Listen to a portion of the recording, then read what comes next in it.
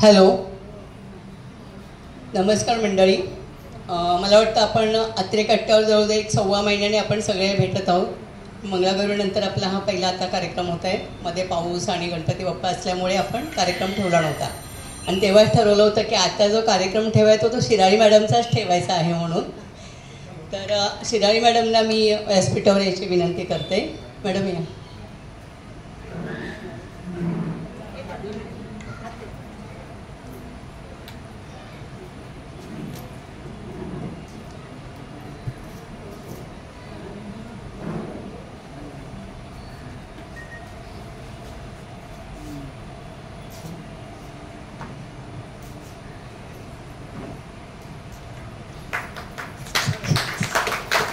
शिराळीमध्ये आमचं खूप जोरदार स्वागत. मॅडमची ओळख करून द्यायची म्हणजे मॅडम आमच्यासाठी खूप जुन्याच आहेत आणि कट्ट्यासाठी पण त्या जुन्या आहेत, पण त्यांचा कार्यक्रम पहिल्यांदा आपण आपल्या आचार्य कट्ट्यावर ठेवत आहे. त्यांची थोडीशी मी ओळख करून देते. आपल्या आजच्या व्याख्यात आहेत श्रीमती वर्षाताई शिराळी. आपल्याच कांदिवली आर्य चाणक्य नगरात त्या राहतात. त्यांचं शिक्षण BA ह्या पदवीबरोबर BEd ही पदवी प्रथम वर्गात प्राप्त केली आहे. तसेच त्यांनी डिप्लोमा इन इंग्लिश हा कोर्सही पुरा केलेला आहे. त्यांनी शिक्षिका म्हणून जवळजवळ 36 वर्ष नोकरी केली. त्यातील 8 वर्ष त्यांनी राममोहन इंग्लिश स्कूल गिरगाव इथे, तर 28 वर्ष YN चव्हाण हायस्कूल कांदिवली पश्चिम इथे नोकरी केली आहे. त्या मुख्याध्यापिका म्हणून सेवानिवृत्त झालेल्या आहेत.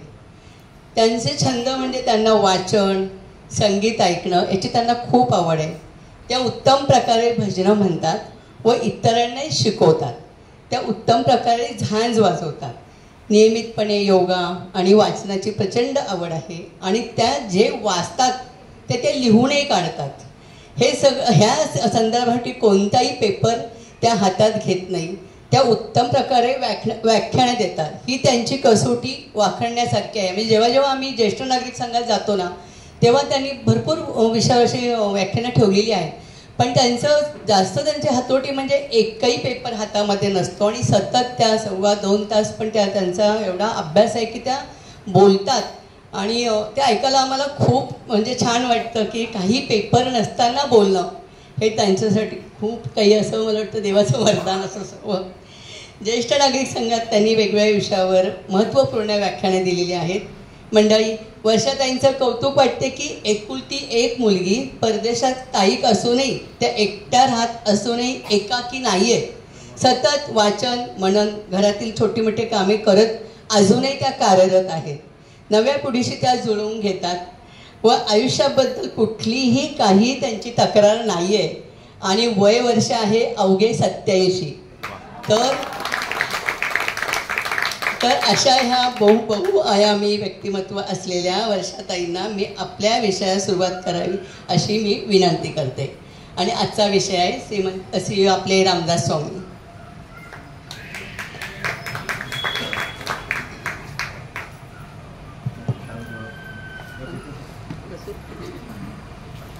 हॅलो, नमस्कार मंडळी.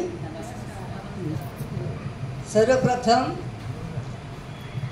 इथं येण्यासाठी मला व्यक्त करण्यासाठी संधी दिली याबद्दल अत्रे कट्ट्याचे जे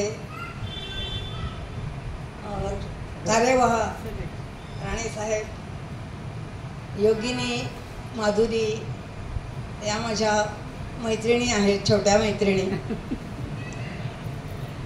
भागवतजी पण इथे आहेत आणि आमच्या मंडळाचेही काही चांगले कार्यकर्ते इथे आलेले आहेत. मला पाहून आनंद झाला.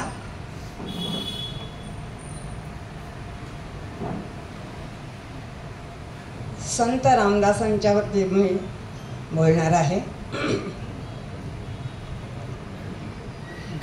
शुकासारिखे पूर्ण वैराग्य ज्याचे,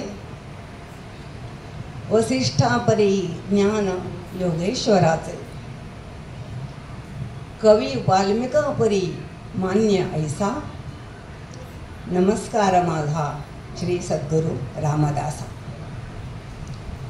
संत रामदास आणि दासबोध हे मराठी माणसाला माहीत नाही असं होणार नाही. त्यांच्याबद्दल आपण लहानपणापासून अनेक गोष्टी ऐकतो. त्यांनी मनाचे श्लोक लिहिलेले आहेत. आपण मराठी माध्यमातून शिकलेले जे आहोत, शाळांमधून त्या मनाच्या श्लोकांचे स्पर्धा ठेवल्या जायच्या 15 ऑगस्टला म्हणा, गुरुपौर्णिमेला वगैरे. समर्थ विवाह मंडळातून पळून गेले हे सगळ्यांना माहिती आहे. आणि ते पळून जाऊन त्याने काय कार्य केलं, कमालीचं कार्य केलेलं आहे.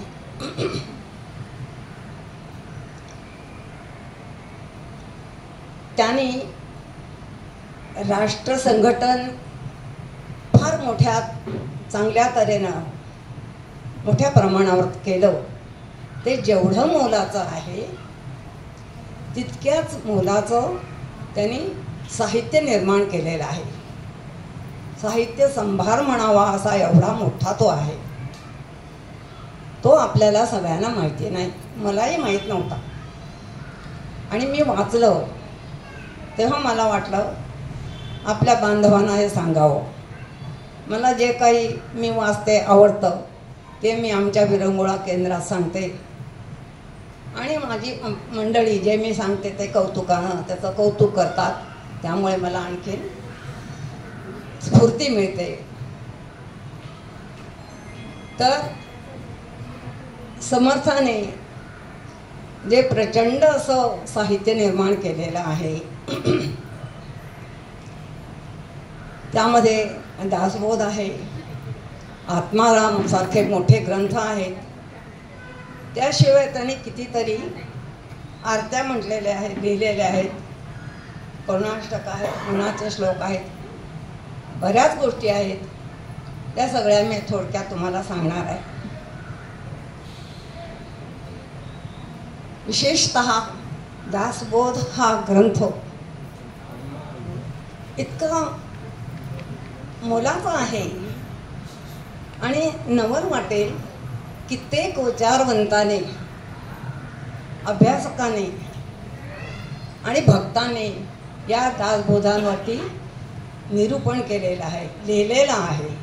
कित्येकाने त्याच्यावरती कीर्तनं केलेली आहेत.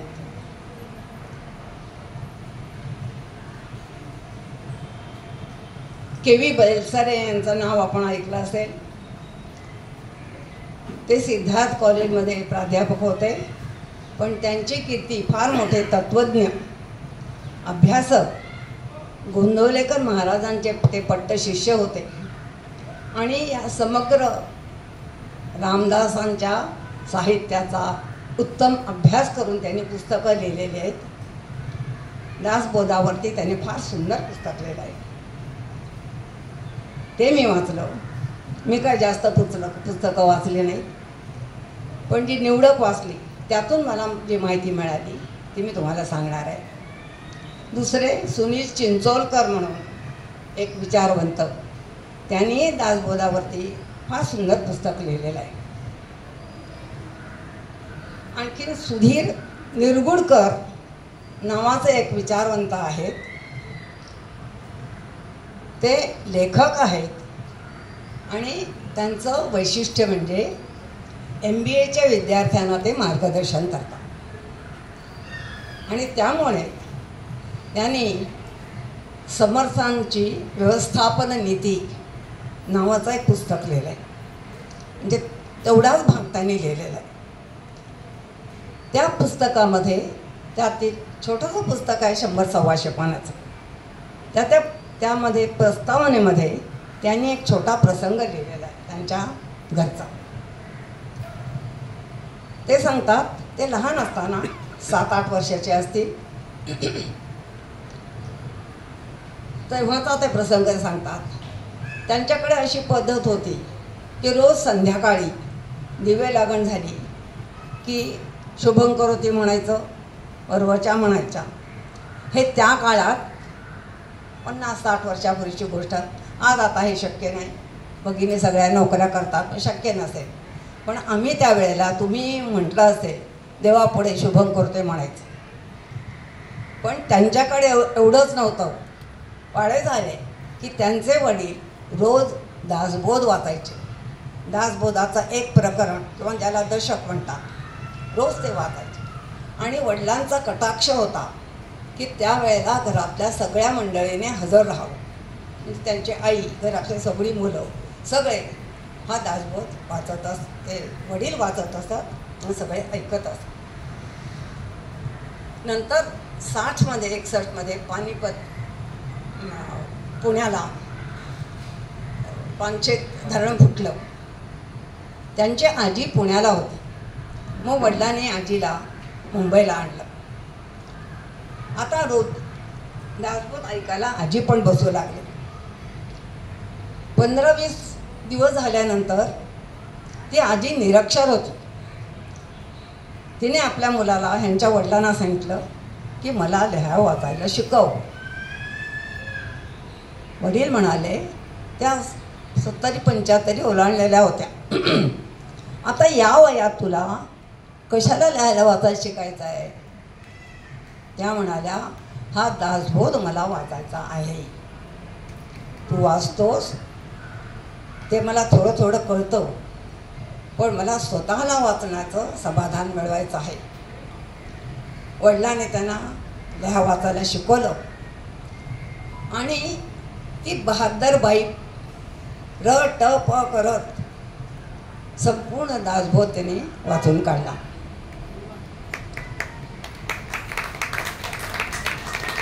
नुसता वाचला नाही तर तो पचवला. आपण जे वाचतो ते नुसतं वाचण्यात अर्थ नाही, त्या गोष्टी आचरणात आणणं महत्त्वाचं आहे. तर सुधीर निरगुडकरांचे वडील ते म्हणतात अतिशय तापट होते. लहानसहान गोष्टीसाठी वडिलांना मुलांना ते ओरडायचे, कधी कधी मारायचे सुद्धा. खूप रागीट होते. आणि मग असं एके दिवशी त्यांच्या आईचं काहीतरी थोडंसं चुकलं आणि त्या आईला पुष्कळ ओरडले. बराच वेळ ते काहीतरी बोलत होते. आई आणि घरातली सगळी मुलं शांतपणे ऐकत होती. मग आजी एकदम म्हणाली, गप्पा बस, तू दासबोध वाचतोस ना? काय सांगितलंय समर्थाने? मूर्खाची लक्षणं सांगितलेत, त्यात हे एक लक्षण आहे. अत्यंत राग येणं, अद्वा तद्वा दुसऱ्यांना बोलणं, हे मोठं मूर्खपणाचं लक्षण आहे. ते कसं घालवायचं, हे दोष कसे दूर करायचे तेही समर्थाने सांगितलेत. तू वाचतोस ना, मग काय उपयोग? आचरणात जर आणत नाही तर त्याचा काही उपयोग नाही. वडील गप्प बसले. ते कुणाचे ऐकायचे नाहीत, पण त्यांना नवल वाटलं. सुधीर म्हणतात, दुसऱ्या दिवसापासून त्यांच्या वागण्यामध्ये खूप फरक पडला आणि हळूहळू ते म्हणतात वडिलांचा राग पुष्कळ कमी झाला. हे त्या वयात त्यांना कळलं नाही. 7-8 वर्षाचा मुलगा. पण त्यांना वाटलं की या पुस्तकात काहीतरी जादू आहे. ती वाचून माझ्या आजीने वडिलांवरती ती जादू केली आणि म्हणून वडिलांचा राग कमी झाला. काय बरं आहे या पुस्तकात, आपण वाचलं पाहिजे. आणि जसे ते मोठे झाले त्यांनी ठरवलं होतं की हे वाचायचं आणि त्या दासबोधाचा त्याने परिपूर्ण अभ्यास केला. त्याच्यावर पुस्तकं लिहिली.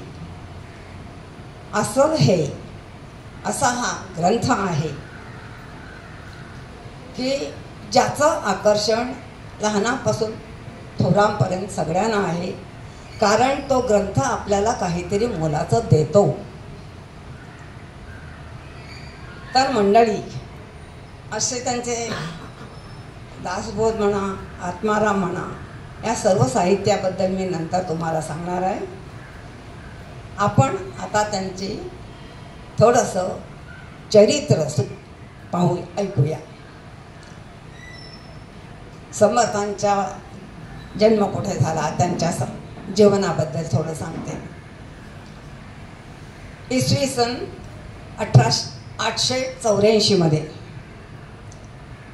कृष्णाजी पंत ठोसर हे ग्रस्त आपलं संबंध कुटुंब कबिला घेऊन तालखेड येथे बीड प्रांती राहायला आले.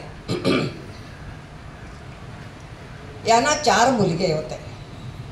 सर्वात धाकटा दशरथ पंत. त्यांना वाटलं की आपण वडिलांच्यावर भार टाकू नये, स्वतंत्र कुटुंब, स्वतंत्र संसार करावा. आणि ते तिथून उत्तरेला गंगातीरी हिवऱ्याला आले. जाम नावाच्या गावात त्यांनी प्रस्थान ठेवलं, तिथं राहिले. हा जाम गाव जालना जिल्ह्यात येतो आणि अंबड तालुक्यात. तर हे त्याने मग कुलकर्णी पद घेतलं आणि तिथं ते राहायला लागले. या दशरथ पंतांच्या पासूनची 22वी पिढी म्हणजे सूर्याजी पंत ठोसर. हे रामभक्त होते आणि सूर्योपासक होते. रोज 1200 सूर्यनमस्कार घालायचे आणि 1200 वेळा गायत्री मंत्र म्हणायचे. त्याशिवाय आदित्य हृदय नावाचा एक मंत्र ते सतत म्हणायचे. अतिशय धार्मिक वृत्तीचे होते आणि सकाळी उठल्यापासून त्यांचं भजन कीर्तन जप हे सतत चालू असायचं. हे सूर्याजी पंत ठोसर म्हणजेच आपल्या समर्थांचे तीर्थरूप वडील. आणि त्यांच्या आई या राणूबाई. हे अत्यंत सात्विक धार्मिक असं कुटुंब होतं.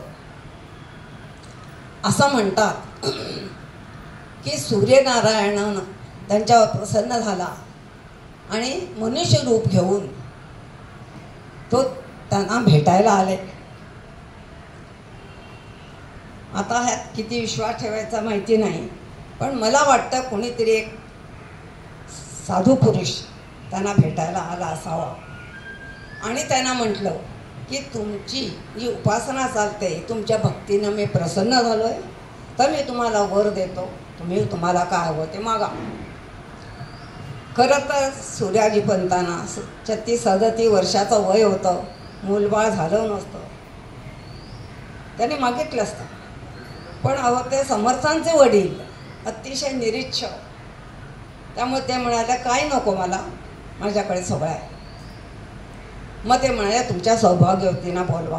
त्यांना बोलवलं तर बाईला मूल तर हवंच वाटतं. त्याने सांगितलं मला मूल नाही, पण मला मुलगा हवा. आणि मग सूर्यनारायण म्हणाले तुम्हाला 2 मुलगे होतील. पहिला मुलगा मोठा हा माझ्या अंशाचा म्हणजे सूर्याच्या अंशाचा असेल आणि दुसरा हा मारुतीच्या अंशाचा असेल. ते निघून गेले आणि मग त्यांनी म्हटल्याप्रमाणे 1 वर्षाने राणूबाईंना मुलगा झाला. इसवी सन 1605 मध्ये. हा मुलगा गंगेला नमस केला होता म्हणून झाला, म्हणून त्याचं नाव गंगाधर ठेवलं. आणि पुढे इसवी सन 1608 मध्ये दुसरा मुलगा झाला. इंग्लिश ह्याच्याप्रमाणे 24 मार्च 1608 आणि चैत्र महिन्यातील शुद्ध पक्षात 9मीला ह्याचा जन्म झाला. भर दुपारी 12 वाजता रामराणा जन्माला आला. त्यावेळेला रविवार होता. हा मुलगा अत्यंत बुद्धिमान होता, तेवढाच फूड होता, व्रात्य. वडिलांच्या बरोबरीने व्यायाम करायचा, त्यामुळे दांडगट झाला होता.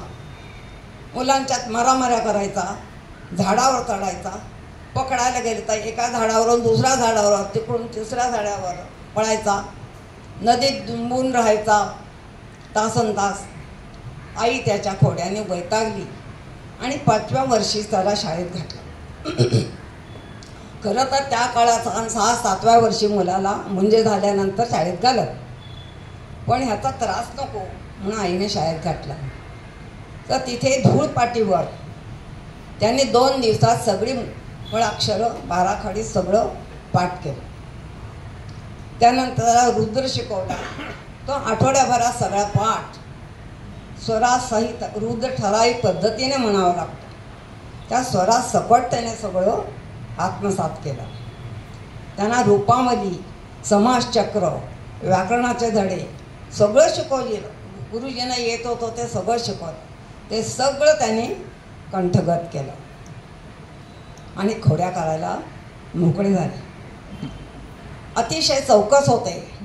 ते सतत प्रश्न विचारायचे की उन्हाळ्यामध्ये विशेषतः चहूबाजूने वारं येतं, हे वारं कुठून येतं आणि जातं ते कुठे जातं, आकाशातून पाऊस पडतो, कोण पाडतं,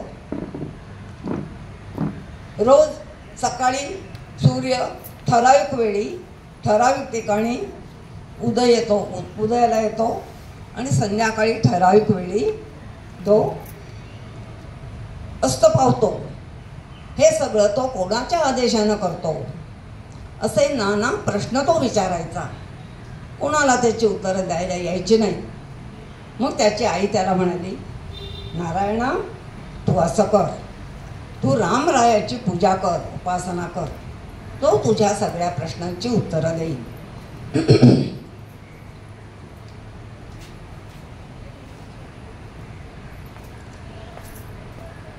वयाच्या 7व्या वर्षी वडिलांचं निधन झालं. 11व्या वर्षी त्यांचं लग्न ठरलं. आणि आपल्याला सगळ्यांना माहीत आहे तर मांडवातून हा मुलगा पळून गेला. ते पळाले, ते एका उंच झाडावर त्याच्या ढोलीत लपून बसले. कारण आपल्याला पकडायला लोक येतील, नातेवाईक येतील हे त्यांना माहीत होतं. त्यामुळे 3 दिवस तिथे लपून बसले. सगळीकडे शोधाशोध चालू होती. वरून तो बघत होता. जेव्हा सामसूम झाली, कोणी दिसेना, खाली उतरला आणि नाशिकच्या दिशेने चालू लागला. त्याला रामरायाला भेटायचं होतं. हिंगणगाव, बोरगाव, राक्षस भवन करत करत टाकळीला आला. तिथून मग नाशिकला रामाच्या मंदिरात आला. दुसऱ्या दिवसापासूनच त्याने गायत्री मंत्राचं पुरस्चरण सुरू केलं. नदीमध्ये तो सकाळी उठायचा, स्नान संध्या उरकल्यावर रामाची सेवा करायचा. तिथे हार गुंफून द्यायचे, चंदन ओगाळून द्यायचं, अशी बारीसारी कामं करायचा. आणि मग तो नदीत कंबरभर पाण्यात उभा राहायचा 12 वाजेपर्यंत. मग 5 घरी मधुकरी मागायचा. आलेल्या मधुकऱ्याचे 3 वाटे करायचा. 1 वाटा माशांना, 1 गुरांना आणि 1 स्वतःला. त्याने ठरवलं की आपण सर्व शक्तीनिशी, सर्व अवयवानिशी रामाची सेवा करायची, परमेश्वराला आकळायचं. कंठ दिलाय, त्याची गाणी गायची. पाय दिलेत, राम रंगी नाचायचं. हात दिलेत, त्याची सेवा करायची. डोळे दिलेत, त्याला सर्वांगाने निरखायचं आणि ही कुडी धन्य करायची. मय्येव मन आध्यात्व मयि बुद्धिम निवेशय निवश्यसी मय्येव आर्त ऊर्ध्वम न संशयः. म्हणजे माझ्यामध्ये तू तुझं मन रोव, माझ्या ठिकाणी तुझी बुद्धी स्थिर कर, त्यामुळे तू माझ्यासारखाच होशील, यात संशय नाही. मंदिराजवळच एक शंकर मठ नावाचा मठ होता. तिथे एक वृद्ध शास्त्री मुलांना पाठ शिकवत असत. हा पण तिकडे जायला लागला. दुपारपासून संध्याकाळपर्यंत पाठ चालत. अनेक विषयांचे पाठ ते शास्त्री मुलांना देत असत. संध्याकाळ झाल्यानंतर मुलं सगळी निघून जात घरी. हा थांबे. त्याला अनेक शंका असत. प्रत्येक विषयातल्या त्या शंका विचारायचा. त्या शंका ऐकूनच ते शास्त्री समजले हा बुद्धिमान आहे. ते त्याला म्हणाले, तुम्ही मेधावी आहात, स्वतः वाचा, म्हणजे सगळ्या शंका मिटतील. हा म्हणाला, मी कसं वाचू, माझ्याकडे वाचायला काही नाही. असं मग आजपासून या मठाचं ग्रंथालय, ग्रंथभांडार तुम्हाला खुलं. कोणताही ग्रंथ घेऊन जा आणि वाचा.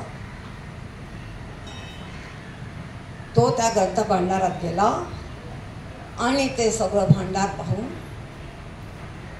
अतिशय चक्क स्तिमित झाला, हरखून गेला. काय काय होतं तिथे? धर्मशास्त्र, स्मृतिशास्त्र, प्रश्न, टीका, चूर्णिका, वेदांत,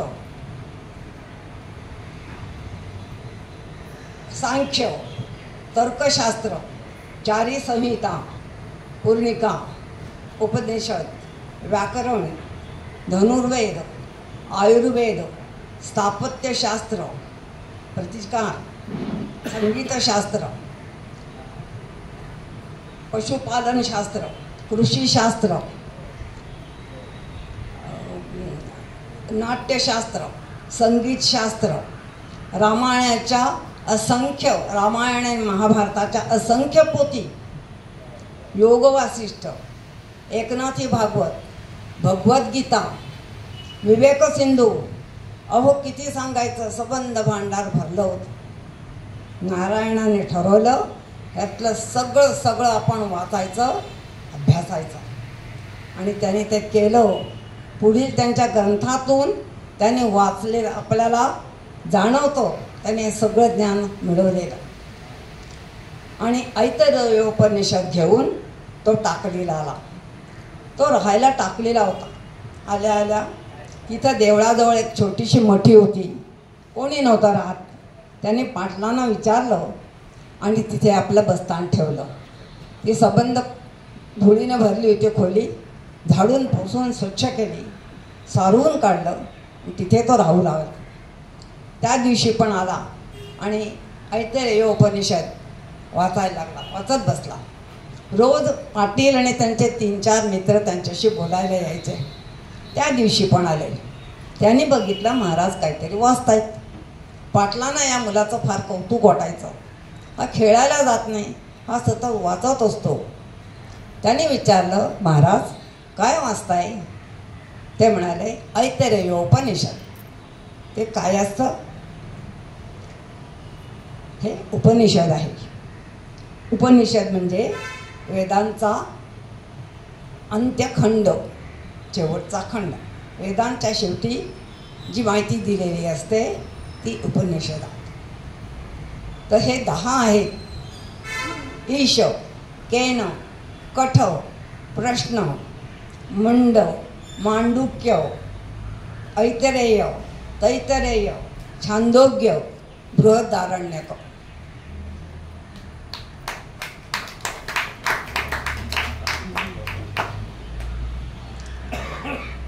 गा गा गा गा गा काय बी कळेना. पाटील म्हणाले, ठीक आहे, सोपं करून सांगतो. तुम्हाला वेद माहीत आहेत ना? ऋग्वेद, यजुर्वेद, सामवेद आणि अथर्ववेद, हे 4 वेद आहेत. वेद म्हणजे ज्ञान. कशाचं?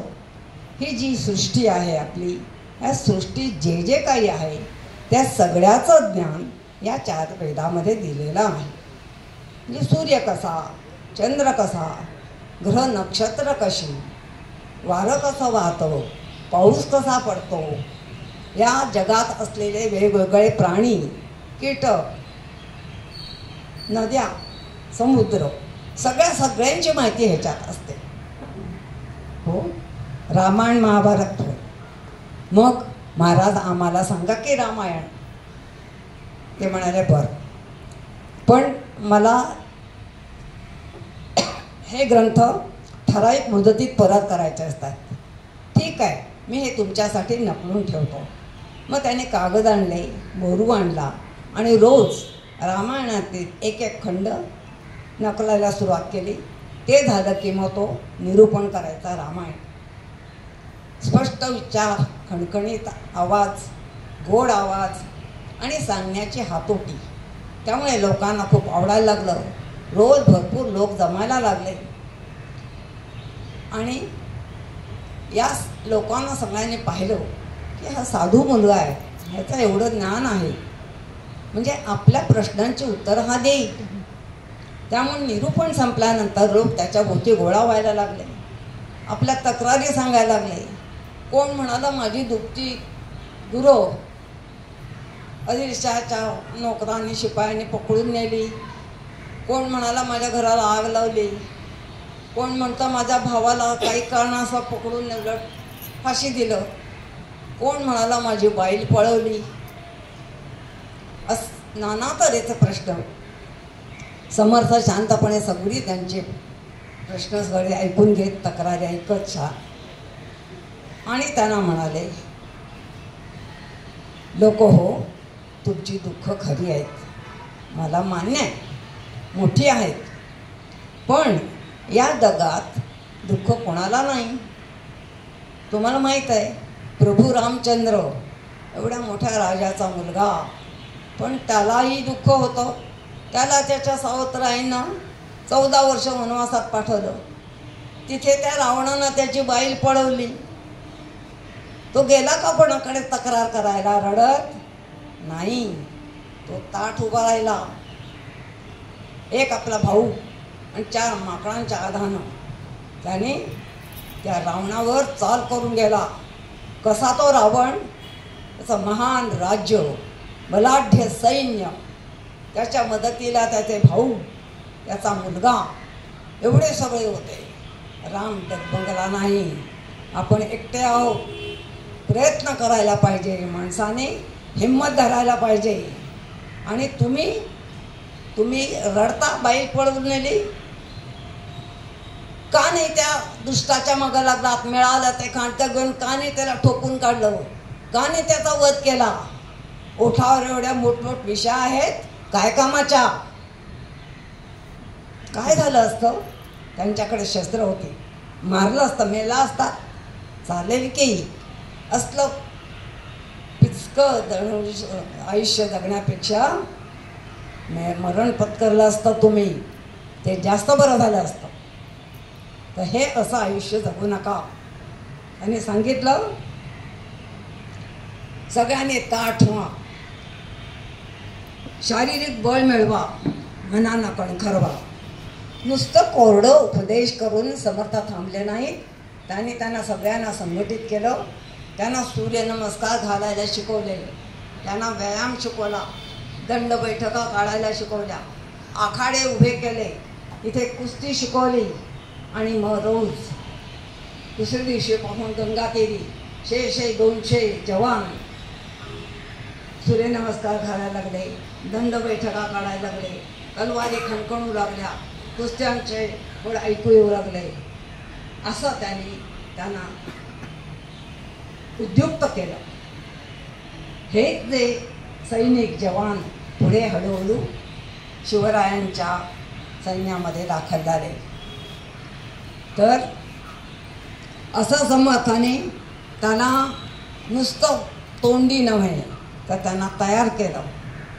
तो काळ असा होता की महाराष्ट्रामध्ये सतत परकीयांचे हल्ले, आक्रमण झाले, लोक उद्ध्वस्त झाले होते. राजकीय, सामाजिक, आर्थिक सर्वदृष्ट्या त्यांची कोंडी झाली होती. ते हताश झाले होते. मग त्यांना कोणी मार्गदर्शन करायला हवं होतं. नव्हतं का? होतं. त्यावेळी सुदैवानं महाराष्ट्रात अनेक संत होते. संतांची मांदियाळी म्हणावी एवढे होते. संत नामदेव महाराज होते, गोरा कुंभार होते, सावता माळी होते, नरहरी सोनार होते, तुकोबा होते. पण या सगळ्यांनी काय केलं? त्यांच्या वर्तमानातल्या प्रश्नांची, दुःखाची दखल घेतली नाही. त्याने भक्तिमार्ग सांगितला आणि मोक्ष कसा मिळवायचा हे सांगितलं. त्यांच्या वर्तमानातल्या अडचणी, दुःखांची दखल घेतली नाही, ती दखल घेतली समर्थाने. म्हणून समर्थ वेगळे ठरतात. त्यांनी या लोकांना सांगितलं की या मुसलमान राजाच्या अन्यायाविरुद्ध, अत्याचाराविरुद्ध दंड थोपटून उभं केलं आणि लढायला उद्युक्त केलं. त्यांच्यामध्ये राष्ट्रभावना चेतवली, त्यांच्यामध्ये राष्ट्रप्रेम निर्माण केलं. त्यांना सांगितलं की तुम्ही असं हे रडत आयुष्य काढायचं नाही. शक्ती मिळवली पाहिजे, शारीरिक बळ मिळवलं पाहिजे आणि कणखर झालं पाहिजे. तेव्हा लोक म्हणायचे, त्यांना असं वाटायचं की हे जी आक्रमणं आहेत, हे जे दुःख वाटायला आलं आहे, हे आपलं प्रारब्ध आहे. समर्थाने ठामपणे सांगितलं, ही निष्क्रियता आहे, ही झुगारून द्या. तुम्ही सगळे एक व्हा. मला माहीत आहे हे एकट्या दुखाचं काम नाही. तुम्ही सगळ्यांनी एकत्र या, कसरत करा, व्यायाम मिळवा आणि सगळ्यांनी मिळून तुम्ही शत्रूला तोड द्या. सामर्थ्य आहे चळवळीचे, जो जो करील तयाचे, परंतु तेथे भगवंताचे अधिष्ठान पाहिजे. हे समर्थ विसरले नाही. त्यांनी भक्तिमार्ग सांगितला त्यांच्या ग्रंथातून आणि त्यांनी हे दाखवून दिलं, त्यांना मार्गदर्शन केलं.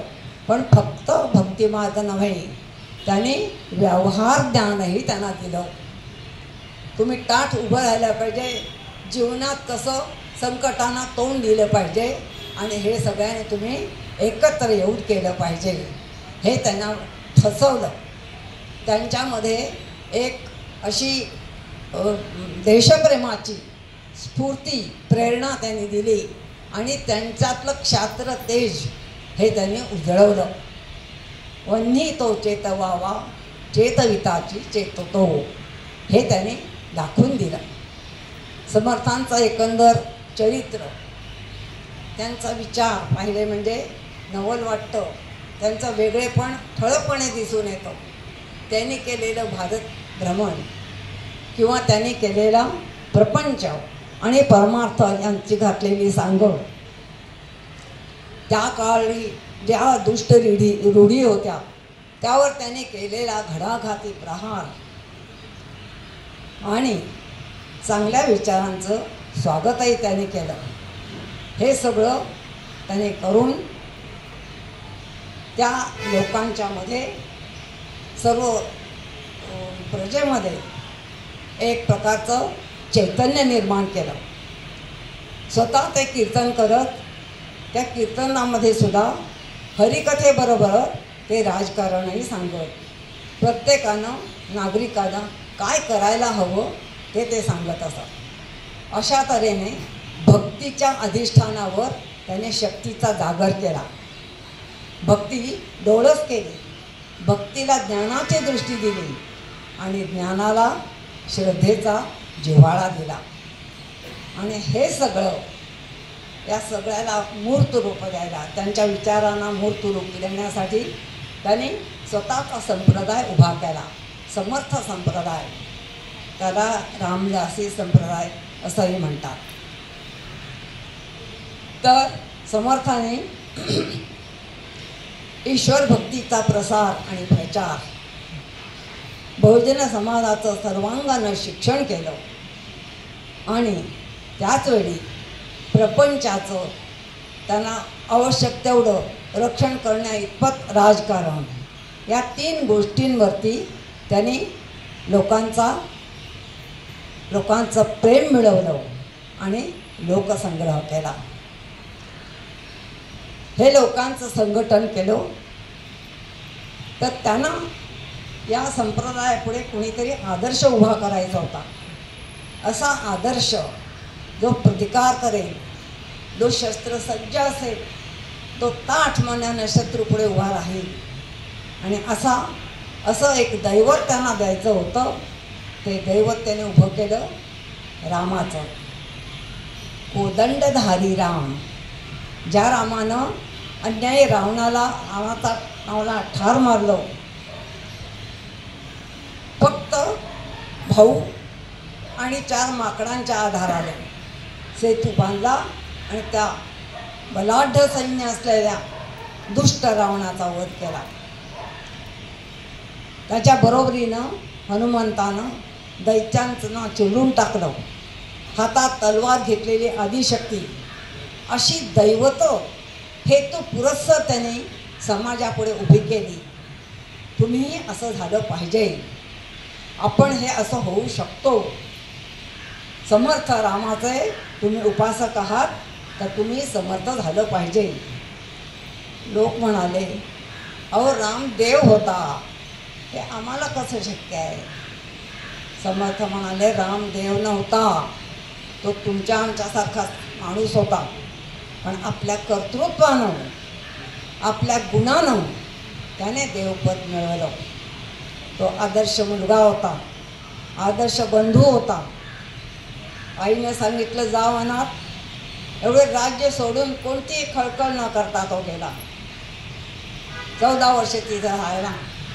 भावंडांना भरताला समजावून सांगितलं आणि ताटपणे आपलं कर्तव्य त्याने पार पाडलं. असा तो आदर्श. तो नुसता त्याचे नुसते दैवी गुण नव्हेत तर त्याचे मानवी गुणसुद्धा समर्थाने लोकांच्या मनात ठसवले आणि त्यांना लढायला उद्युक्त केलं. ते म्हणतात की समर्थांचा सेवक, रामाचा भक्त हा पिचल्या मनाचा, दुबळ्या शरीराचा, अन्याय सहन करत आयुष्य करणारा असूच शकत नाही. त्याने अरेला कारे म्हटलंच पाहिजे. हसासी धट खट नटासी खट नस अगत्य व्हावे असं ते सांगतात. रामाचा भक्त, समर्थांचा सेवक हा कसा असायला हवा? सतर्क असायला हवा, विवेकी असायला हवा, विजिगीषू वृत्तीचा असावा, म्हणजे लढणाऱ्या वृत्तीचा, लढाऊ वृत्तीचा पाहिजे. मेंगट असता कामा नये, कोणताही अन्याय त्याने सहन करता कामा नये. असा जो भक्त असेल, समर्थांचा सेवक, त्याच्यापुढे शत्रूला सुद्धा त्याचा धाक वाटला पाहिजे.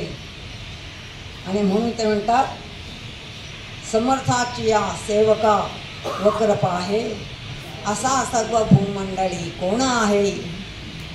जयाची लीला वर्णती लोकतीने, उपेक्षे कदा रामदासा.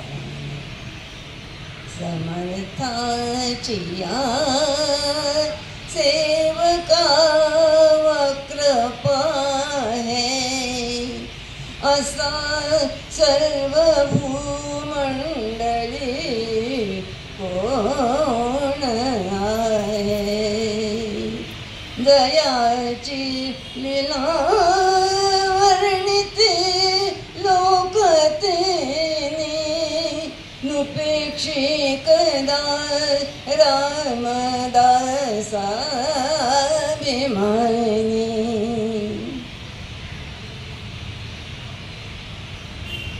राम कोदंडराजे रामाचं दैवत उभं करण्यामागे त्यांचा हेतू देव, धर्म, देश या साऱ्यांचं हित, साऱ्यांचं कल्याण होतं. भक्तीच्या अधिष्ठानावर हे सगळं त्याने उभं केलं. भक्ती हे सुद्धा राष्ट्राचं उद्धार करणारं साधन व्हावं असा समर्थांचा प्रयत्न होता.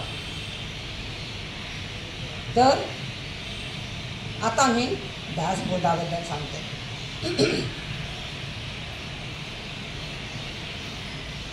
दासबोध हा ग्रंथ, त्याचं मौल्य किती आहे मगाशी बोलले. हा ग्रंथ समर्थांनी रामथर घळीमध्ये बसून कल्याण स्वामींना सांगितला आणि त्यांनी तो लिहून घेतला. हे काम सतत 12 वर्षे चालू होतं. एकाच घडीत नव्हे, नंतर त्याने जागा बदलली, पण हे काम सतत 12 वर्षे चालू होतं. या ग्रंथामध्ये 12 दशक आहेत, 20 दशक आहेत. सॉरी, दशक म्हणजे प्रकरण. तर 20 प्रकरणं आहेत आणि प्रत्येक प्रकरणामध्ये 10 समास आहेत. असं एकंदर 200 समास त्याच्यात आहेत आणि सगळी ओवी संख्या साधारणतः 7,751 आहे. एवढ्या ओव्या त्याच्यामध्ये आहेत. प्रत्येक दशकामध्ये 10 समास आहेत आणि या प्रत्येक समासामध्ये समर्थ मानवी जीवनातील त्याच्या एक महत्त्वाच्या विषयाबद्दल माहिती सांगितलेली आहे. त्याच्या समस्या जाणून घेऊन त्याच्यावर उपाय सांगितलेले आहे. तुम्ही काय करायला पाहिजे, ते कसे सोडवता येतील हे त्यांनी सांगितलेलं आहे. असा हा ग्रंथ दासबोध म्हणजे शिष्याला केलेला बोध आहे. अर्थातच तो प्रामुख्यानं त्यांना माहीत होतं की भक्ती मार्गानं लोक लवकरच हा स्वीकारू शकतात. तर दासबोधाच्या प्रस्तावनेमध्येच समर्थ म्हणतात, येथ बोलला विशद भक्ती मार्ग. विशद म्हणजे स्पष्ट. तर हा ग्रंथ कसा आहे, कशासाठी आहे, त्याचं प्रयोजन भक्तिमार्ग सांगण्यासाठी. आणि हा ग्रंथ तुम्ही वाचल्यानंतर त्याचं तुम्हाला फळ काय मिळणार आहे, सायुज्यतेचे वर्म ठाई पडे. म्हणजे सायुज्यतेचं फळ तुम्हाला मिळणार आहे. आता ही सायुज्यता म्हणजे काय, भक्ती मार्गामध्ये त्याचं उद्दिष्ट काय आहे, मोक्ष. अंतिम उद्दिष्ट मोक्ष आहे. आणि हा मोक्ष जर तुम्हाला गाठायचा असेल तर 4 पायऱ्या सांगितलेल्या आहेत. त्या 4 पायऱ्या म्हणजे सलोकता, समीपता, स्वरूपता आणि सायुज्यता. आता उल्लेख केला तो सायुज्यता ही शेवटची पायरी आहे. आपल्या ज्ञानेश्वर माऊलीने सुद्धा सांगितलेलं आहे की देवाची या दारी उभा क्षणभरी तेणे मुक्तिचारी साधी येल्या. जो देवाच्या दारी क्षणभर उभा राहतो, आपल्याला वाटतं क्षणभर उभा राहतो, तसं नाही आहे ते. जनाबाई म्हणतात क्षणभरी, उभा क्षणभरी. म्हणजे आपण म्हणतो उभं आयुष्य घालवलं, तर उभं आयुष्य तुम्ही प्रत्येक क्षण रामस्मरणामध्ये घाला. असं तुम्ही केलं तर ह्या 4ही मुक्ती तुम्ही साधी येला.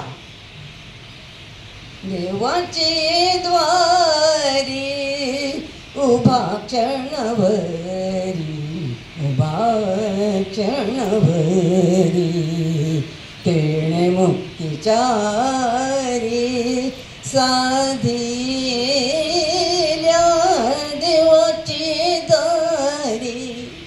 तर ज्ञानेश्वर महाराज म्हणतात या 4ही मुक्ती तुम्ही साधल्या. कशा साधणार सांगते. सलोकता म्हणजे काय, तर हे जग, हे विश्व परमेश्वरानं निर्माण केलेलं आहे. हे आपण लक्षात ठेवायला हवं. हे तुम्ही आम्ही निर्माण केलेलं नाही. आपण घर बांधतो, बंगला बांधतो, श्रमसाफल्य नाव देतो, 2 BHK 3 BHK घेतो, माझं म्हणून भांडतो. भावंडात भांडणं होतात, बाप लेकात भांडणं होतात या घरासाठी. पण हे घर आपलं नाहीच आहे. कोर्ट कचऱ्या करतो. समर्थ सांगतात हे तुमचं काही नाहीच आहे. इथे तुम्ही भाडेकरू आहात, टेनंट्स. काही काळापुरते तुमचा काळ संपला, तुमचं काम संपलं, तुम्ही जायचं सगळं सोडवून. थोडक्यात त्यांना म्हणायचं आहे की हे तुम्ही करा. आता संसार करणार, मुलं बाळं, माणूस घर राहायला पाहिजे, पण त्यात जास्त गुंतू नका. जास्त गुंतून राहिला की माणूस त्याच्या हातून चुका होतात. मोह वाईट. आणि तो हा मोह तुम्ही हळूहळू स्टेप बाय स्टेप कमी केला पाहिजे असं समर्थ सांगतात. तर पहिली पायरी जर आपण मोह कमी केला, जर या घराबद्दलचं अत्यंतिक इन्व्हॉल्वमेंट आपली कमी झाली, तर आपण पहिली पायरी ओलांडून चढून वर गेलो. दुसरी पायरी आहे समीपता. समीपता म्हणजे ईश्वराचं अस्तित्व जाणणे. या जगात ईश्वर आहे. काही लोक ते मानत नाही, पण तो आहे. त्याला ईश्वर म्हणत नाहीत, कोण त्याला निसर्ग म्हणतो, कोण काही दुसरं नाव देतो, पण तो आहे आणि तो सगळीकडे आहे. तो आपल्या घरच्या देव्हाऱ्यात आहे, देवळात आहे, पण फक्त तो देवळात नाही, तो निसर्गात सगळीकडे भरून राहिलेला आहे. आणि ह्याची जाणीव आपण सतत ठेवायला हवी.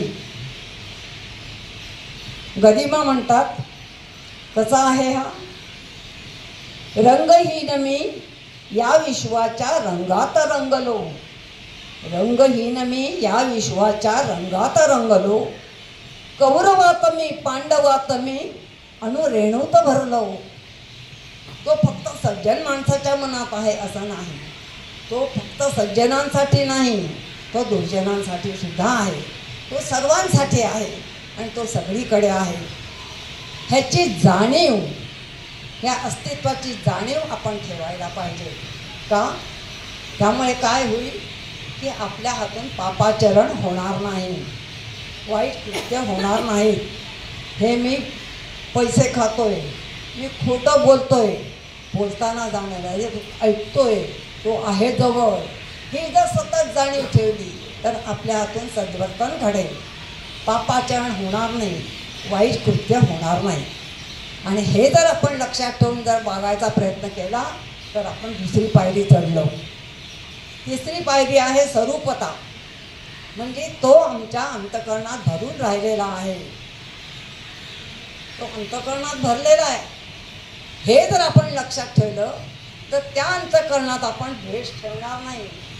आपण मत्सर करतो, कोणी छान गातं म्हटलं की त्याचा आपल्याला द्वेष वाटतो, मत्सर वाटतो. कोणी छान 4 BHK मोठं घर घेतलं, कार घेतली, आपण त्याचा मत्सर करतो. हे जर आपण लक्षात ठेवलं की नाही, या अंतःकरणामध्ये देव बसलेला आहे, तिथं मत्सर ठेवायचा नाही, ते राग ठेवायचा नाही, कोणत्याही वाईट गोष्टी ठेवायच्या नाहीत. आणि हे जर आपण केलं तर आपण हळूहळू सदाचाराकडे वळतो. आपण तिसरी पायरी चढली. आणि शेवटची पायरी सायुज्यता, म्हणजे त्याच्याशी तुमचं ऐक्यच झालं, तो तुमच्या सामावून गेला, वेगळे पण नाहीच. तुम्ही जर तुमच्या मनातले दोष काढून टाकले तर तो तुमच्याशी पूर्ण एकरूप होतो. आशाबाईंचं भजन आहे बघा, आहे कानडा विठ्ठलू कर्नाटको तेने मज वेले वेडू. त्या शेवटचं कडवं आहे, पाया पडू जाता पायाचे न दिसे. का? अगं पाय कसे दिसतील बाई तुला, तो तुझ्यात सामावून गेला आहे पूर्णपणे, त्यामुळे तुला दिसत नाही. बायबलमध्ये एक छोटीशी गोष्ट आहे, त्यामध्ये तो माणूस परमेश्वराला म्हणतो, किंवा त्यांचा जो गॉड असेल, जो काय असेल तो म्हणतो,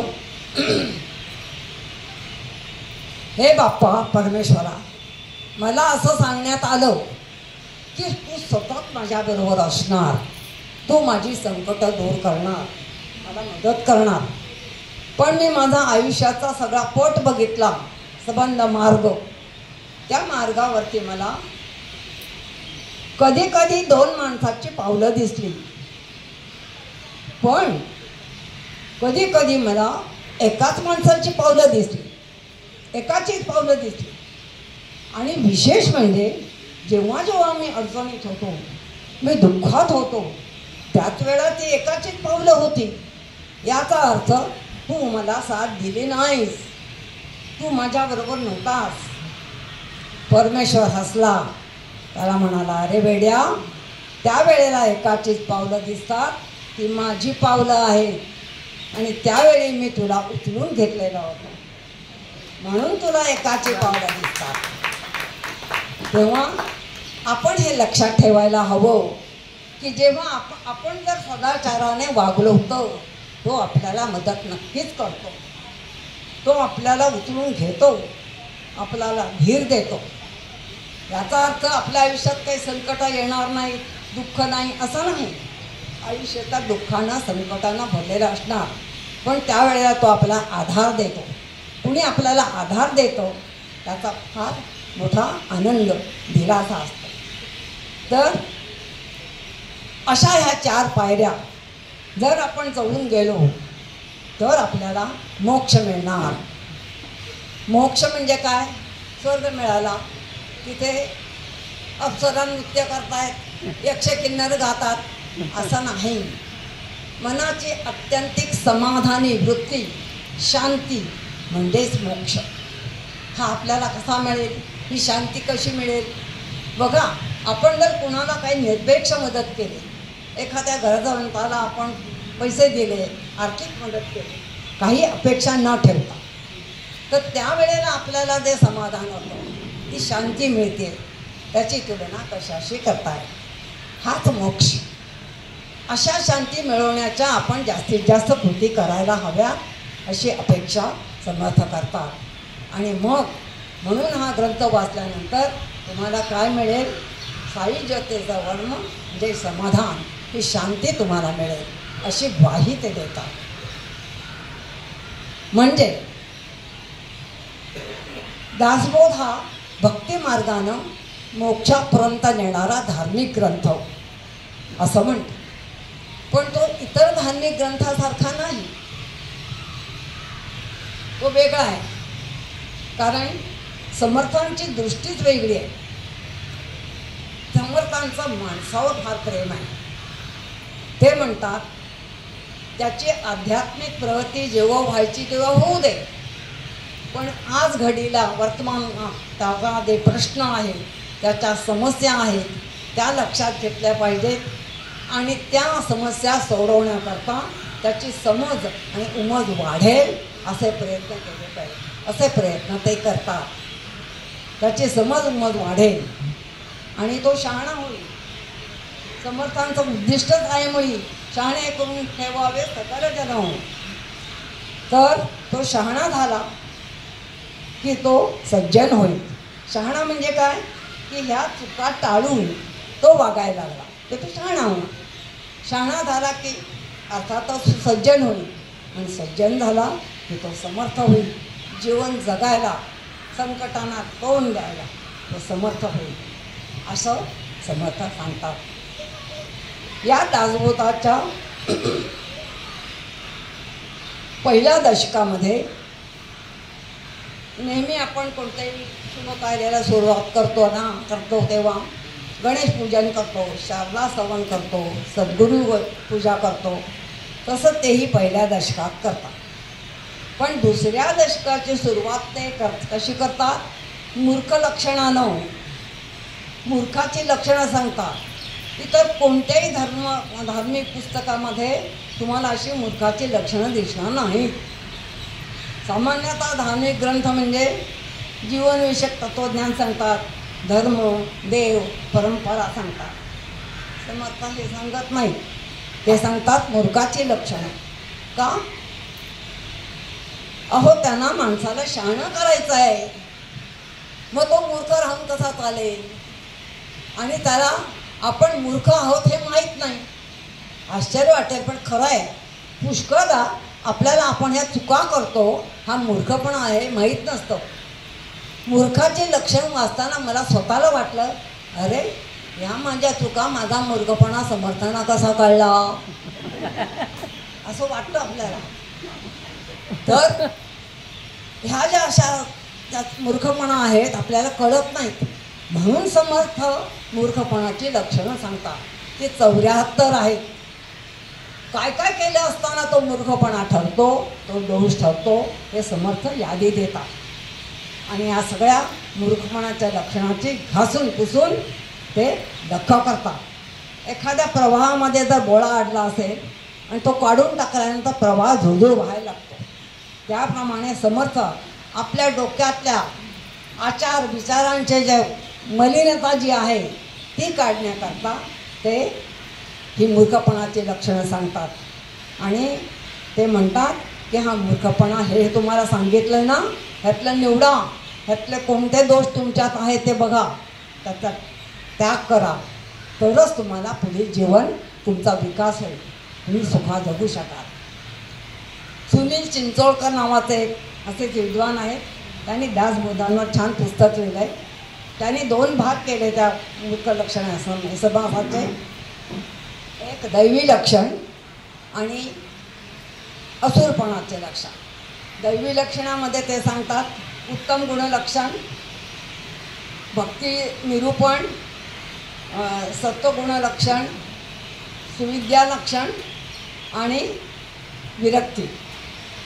आणि असुर लक्षणामध्ये सांगतात मूर्खपणाचे लक्षण, रजोगुण लक्षण, तमोगुण लक्षण, कुविद्या आणि पढत मूर्खपणा. समर्थ सांगतात की हे तुम्हाला सगळं सांगितलं ना, आता तुम्ही 3 गोष्टी करायच्या. आत्मपरीक्षण, आत्मपरिवर्तन आणि आत्मनिवेदन. आत्मपरीक्षण म्हणजे काय? स्वतःचं परीक्षण करा, स्वतःला ओळखा. तुम्हाला सांगितले ना ही एवढी लक्षणं आहेत मूर्खाची, त्यातले तुमच्यात कुठले आहे ते शोधून काढा. सगळीच लक्षणं काय एका माणसात बसत नाही, तेव्हा त्यातली कोणती लक्षणं तुमच्या आहेत ते शोधून काढा. मी खूप रागावतो का? अकारण. मी खूप खोटं बोलतो, मला फार मोह आहे, मी कुणाचा मत्सर करतो, शोधून काढा. आणि दुसरा जो भाग आहे आत्मपरिवर्तन. मग ते दोष काढण्याचा तुम्ही प्रयत्न करा, परिवर्तन करा. तुम्ही खोटं बोलत असाल तर प्रयत्न करा, नाही कमी करेन मी दुसऱ्याचा मत्सर करणार नाही. आणि मग तिसरा भाग जो आहे तो आत्मनिवेदन. स्वतःच स्वतःला सांगा, पडताळा घ्या. मी याचा प्रयत्न केलात का आधी बघा. आणि जर केला असेल कितपत उपयोगी आहे, खरंच माझा राग कमी झाला का, खरंच मी मत्सर करणं कमी केलं का पहा. आणि अशी ही प्रक्रिया हे आयुष्यभर चालणार आहे, 1-2 महिन्यापुरता नाही. असं जर आपण आयुष्यभर करत राहिलो, आत्मपरीक्षण, आत्मपरिवर्तन आणि आत्मनिवेदन, तर खरोखर आयुष्याच्या अंतकाळापर्यंत आपण सायुज्य मुक्तीपर्यंत पोहोचू, मोक्ष मिळेल, एक वेगळंच समाधानही आयुष्य आपण जगू शकतो. हे कठीण नाही आहे. समर्थ म्हणतात अवगुण सोडिता जाते, अवगुण सोडिता जाते, उत्तम गुण अभ्यासता येते. तुम्ही ठरवलं, अभ्यास केला तर चांगले गुण तुमच्यात येऊ शकतात. कुविद्या सांडून शिकता शहाणे विद्या येते. जर तुम्ही वाईट गोष्टी टाळल्यात आणि चांगलं वागायचं मनापासून ठरवलं तर तुम्ही खरोखरच शहाणे व्हाल. आणि मग ते म्हणतात हा जो ग्रंथ आहे त्यात मी तुम्हाला सांगितलं आहे, हा दासबोध हा सगळा वाचल्यानंतर तुम्हाला काय फायदा होईल? नासे अज्ञान दुःख क्रांती. तुम्ही हा वाचल्यानंतर तुमचं अज्ञान दूर होईल. बऱ्याच गोष्टीबद्दल आपल्याला अज्ञान असतं, बरेचसे धर्माबद्दल, आपल्या भाषेबद्दल, आपल्या नातलगाबद्दल बऱ्याचशा चुकीच्या समजुती असतात. नीट समजून घ्या, तुमचं अज्ञान दूर होईल. अज्ञान दूर झालं की अर्थातच दुःख दूर होईल आणि तुमची भ्रांती म्हणजे बऱ्याचशा चुकीच्या कल्पना आहेत त्या सगळ्या नाहीशा होतील, त्या नष्ट होतील. नासे अज्ञान दुःख भ्रांती शीघ्रची होय ज्ञानप्राप्ती. आणि लवकरच तुम्हाला ज्ञान होईल, कळेल आपलं कुठे चुकतंय, आपण काय करायला हवंय हे कळेल. ऐसी आहे फलश्रुती ये ग्रंथी. ते सांगतात ही त्याची फलश्रुती आहे, ही या ग्रंथात आहे. समर्थाने दासबोधामध्ये नवविधा भक्ती पण सांगितली आहे. नवविधा भक्ती तुम्हाला माहिती आहे, ते 9 तऱ्हेने आपण देवाची भक्ती करतो. श्रवण, कीर्तन, पूजन, स्मरण, ध्यान वगैरे वगैरे. तर हे नवविधा भक्तीचं निरूपण सुद्धा समर्थाने इतक्या वेगळेपणानं केलं आहे की त्यांनी केलेली श्रवणभक्ती ते आपण वाचले तर माणूस बहुश्रुत झालाच पाहिजे. श्रवणभक्ती त्याचा फायदा सांगतात. श्रवण केली याचे फळ, क्रिया पालटे तात्काळ. नीट ऐका, तुमचं वागणूक बदले. श्रवण केली याचे फळ, क्रिया पालटे तात्काळ. कुठे संशयाचे मूळ, ये सदा. याप्रमाणे होईल. तर श्रवण कशाचं करायचं? भक्तीचे ग्रंथ जे आहेत, भक्ती मार्गसमा, ते तर तुम्ही वाचायचे. म्हणजे भागवत वाचा, दासबोध वाचा, मनाचे श्लोक वाचा आणि पुराणे वाचा. असं सगळे हे ग्रंथ तर तथाग्र आहेत. पण नुसतं एवढंच नाही, ते सांगतात आणखीन काय ऐकायचं वाचायचं. तर खगोलशास्त्र, औषधशास्त्र, वनस्पतीशास्त्र, स्थापत्यशास्त्र, व्यवहारज्ञान, गणितशास्त्र, बांधकामशास्त्र, अहो काय काय ते सांगतात, पाकशास्त्र, कितीतरी लिहिलं आहे. सगळं मला आता इथे सांगणं शक्य आहे. हे सगळं तुम्ही ऐका. त्यांचा तपशील वाचला नवल वाटतं. बांधकामशास्त्र सांगताना ते म्हणतात, तुम्ही बांधकाम करताना ज्या विटा कराल त्याची माती कशी कालवायची, ती फार घट्ट असता कामा नये, ती फार सविली असायला नाही. त्या विटेचं माप ते सांगतात. त्याची लांबी 9 तसू, रुंदी 7 तसू आणि उंची 3 तसू. तसू म्हणजे 2 बोटाचा अंतर. तुम्ही सगळ्यांनी भरात आंब्यांची ती कविता ऐकली असेल, तुझ्या गळा माझ्या गळा 2 भावंडांची. त्याच्यामध्ये तो भाऊ त्या बहिणीला सारखा चिडवत असतो आणि ती वैतागते आणि शेवटी म्हणते, चला निघ येथे नको बसू. तेव्हा तो भाऊ म्हणतो, घर तर माझे तसू तसू. तो तसू.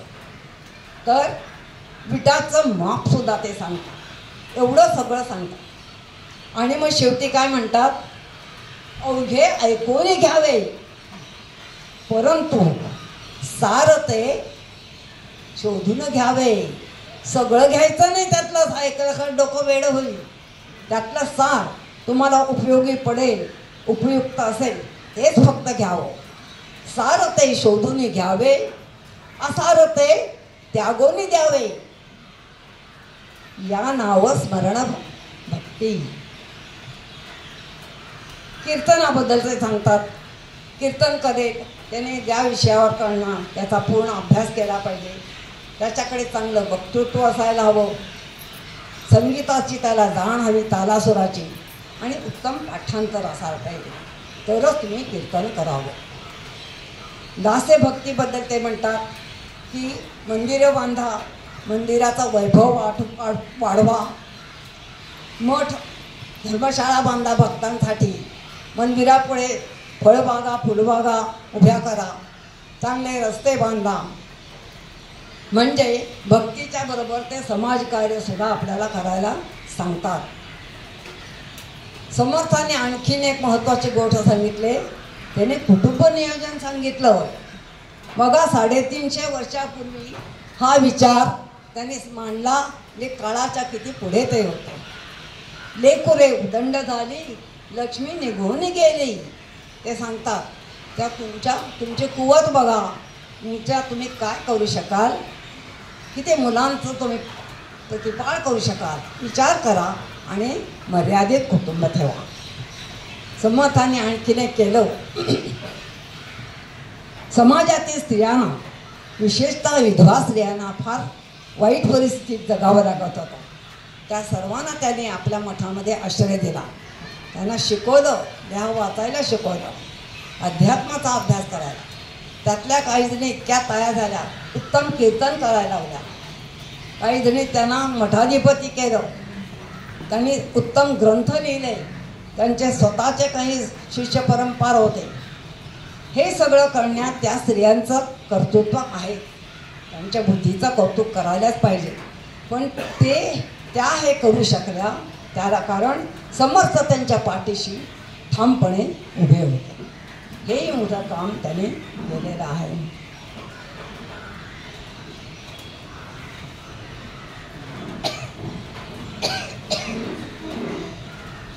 समर्थ म्हणतात, संसार हा गौण लेखू नका आणि परमार्थाकडे दुर्लक्ष करू नका, तर संसार त्यागू नका, प्रपंची उपाधी मांडू नका, जनामध्ये सार्थकता विचारायची होय.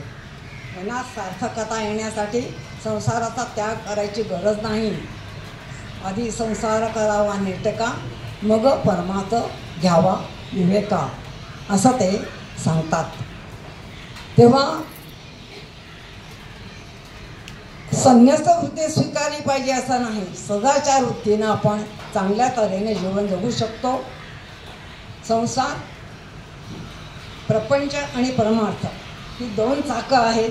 ती एका दिशेने गेली आणि एकाच गतीनं गेली तर माणसाचा विकास नक्की होईल असे ते ग्वाही देतात. हे झालं दासबोधाबद्दल.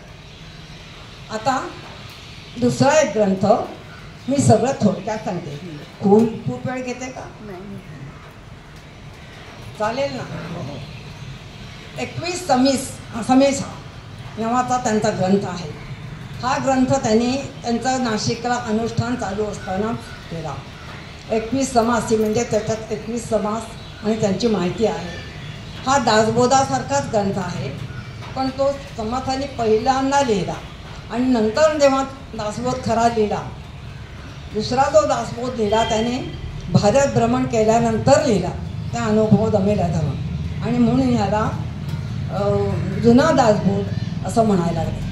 त्याच्यामध्ये प्रामुख्यानं योगासनाबद्दल जास्त सांगितलेला आहे. तिसरा ग्रंथ मनाचे श्लोक. हा ग्रंथ म्हणता येणार नाही. हे संपूर्ण त्यांच्या ग्रंथामध्ये छोटंसं प्रकरण आहे, पण मनाचे श्लोक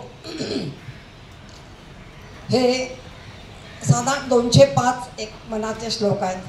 केवळ या 205 श्लोकामधून संबंध मानवी जीवनाचं रहस्य समर्थाने उलगडून दाखवलेलं आहे. हे श्लोक तुम्हाला माहिती असेल, सगळ्यांना गेयता आहे त्याच्यामध्ये. आणि मराठी माध्यमातून आता तुम्ही सगळ्यांना माहीत असेल, आताच्या मुलांना माहिती नाही, तर शाळांमधून आम्ही गुरुपौर्णिमेला 15 ऑगस्टला मनाच्या श्लोकांचं पाठांतर स्पर्धा घ्यायच्या. त्यामुळे त्या मुलांना माहिती आहे. हे जे आहे ह्याच्यात उपदेश जो केलेला आहे, मना सज्जना भक्तिपंथेची जावे, हरी श्री हरी पावी देतो स्वभावे, जनी निंदते सर्व सोडून द्यावे, जनी वंदते सर्व भावे करावे, असं मनाला सांगितलं. एरवी उपदेश करताना उपदेश करणारा एक आणि ऐकणारा दुसरा असतो. इथे समर्थ सांगतात, तुम्ही तुमच्या मनाला उपदेश करा आणि बोध घ्या, काय करायचं काय नाही. त्यातले पहिले 25 श्लोक हे कसं वागावं हे सांगतात, म्हणजे कर्मयोग सांगितलेला आहे. नंतरच्या 160 पर्यंतचे जे श्लोक आहेत ते भक्तिमार्ग सांगतात आणि त्या उरलेले जे सगळे श्लोक आहेत ते मग ज्ञानमार्ग सांगतात. समर्थाने श्लोक समर्थाने मनाचे श्लोक लिहिले.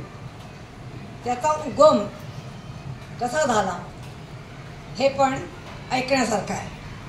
काय झालं, समर्थाने चाफळला राम मंदिर उभं करायचं ठरवलं आणि ते बांधायचं गावातल्या सगळ्या लोकांनी श्रमसंस्कार करून आणि त्यासाठी लागणारा पैसा उभा करायचा तो समर्थांच्या शिष्याने घरोघरी जाऊन भिक्षा मागून पैसा उभा करायचा असं समर्थाने योजलं. आणि मग त्या शिष्यांना सांगितलं तर कल्याण स्वामी म्हणाले की पण लोकांना काय सांगायचं भिक्षा मागताना, नुसतंच कसं भिक्षा मागायचं, काहीतरी त्यांना सांगायला हवं. मग समर्थ म्हणाले ठीक आहे.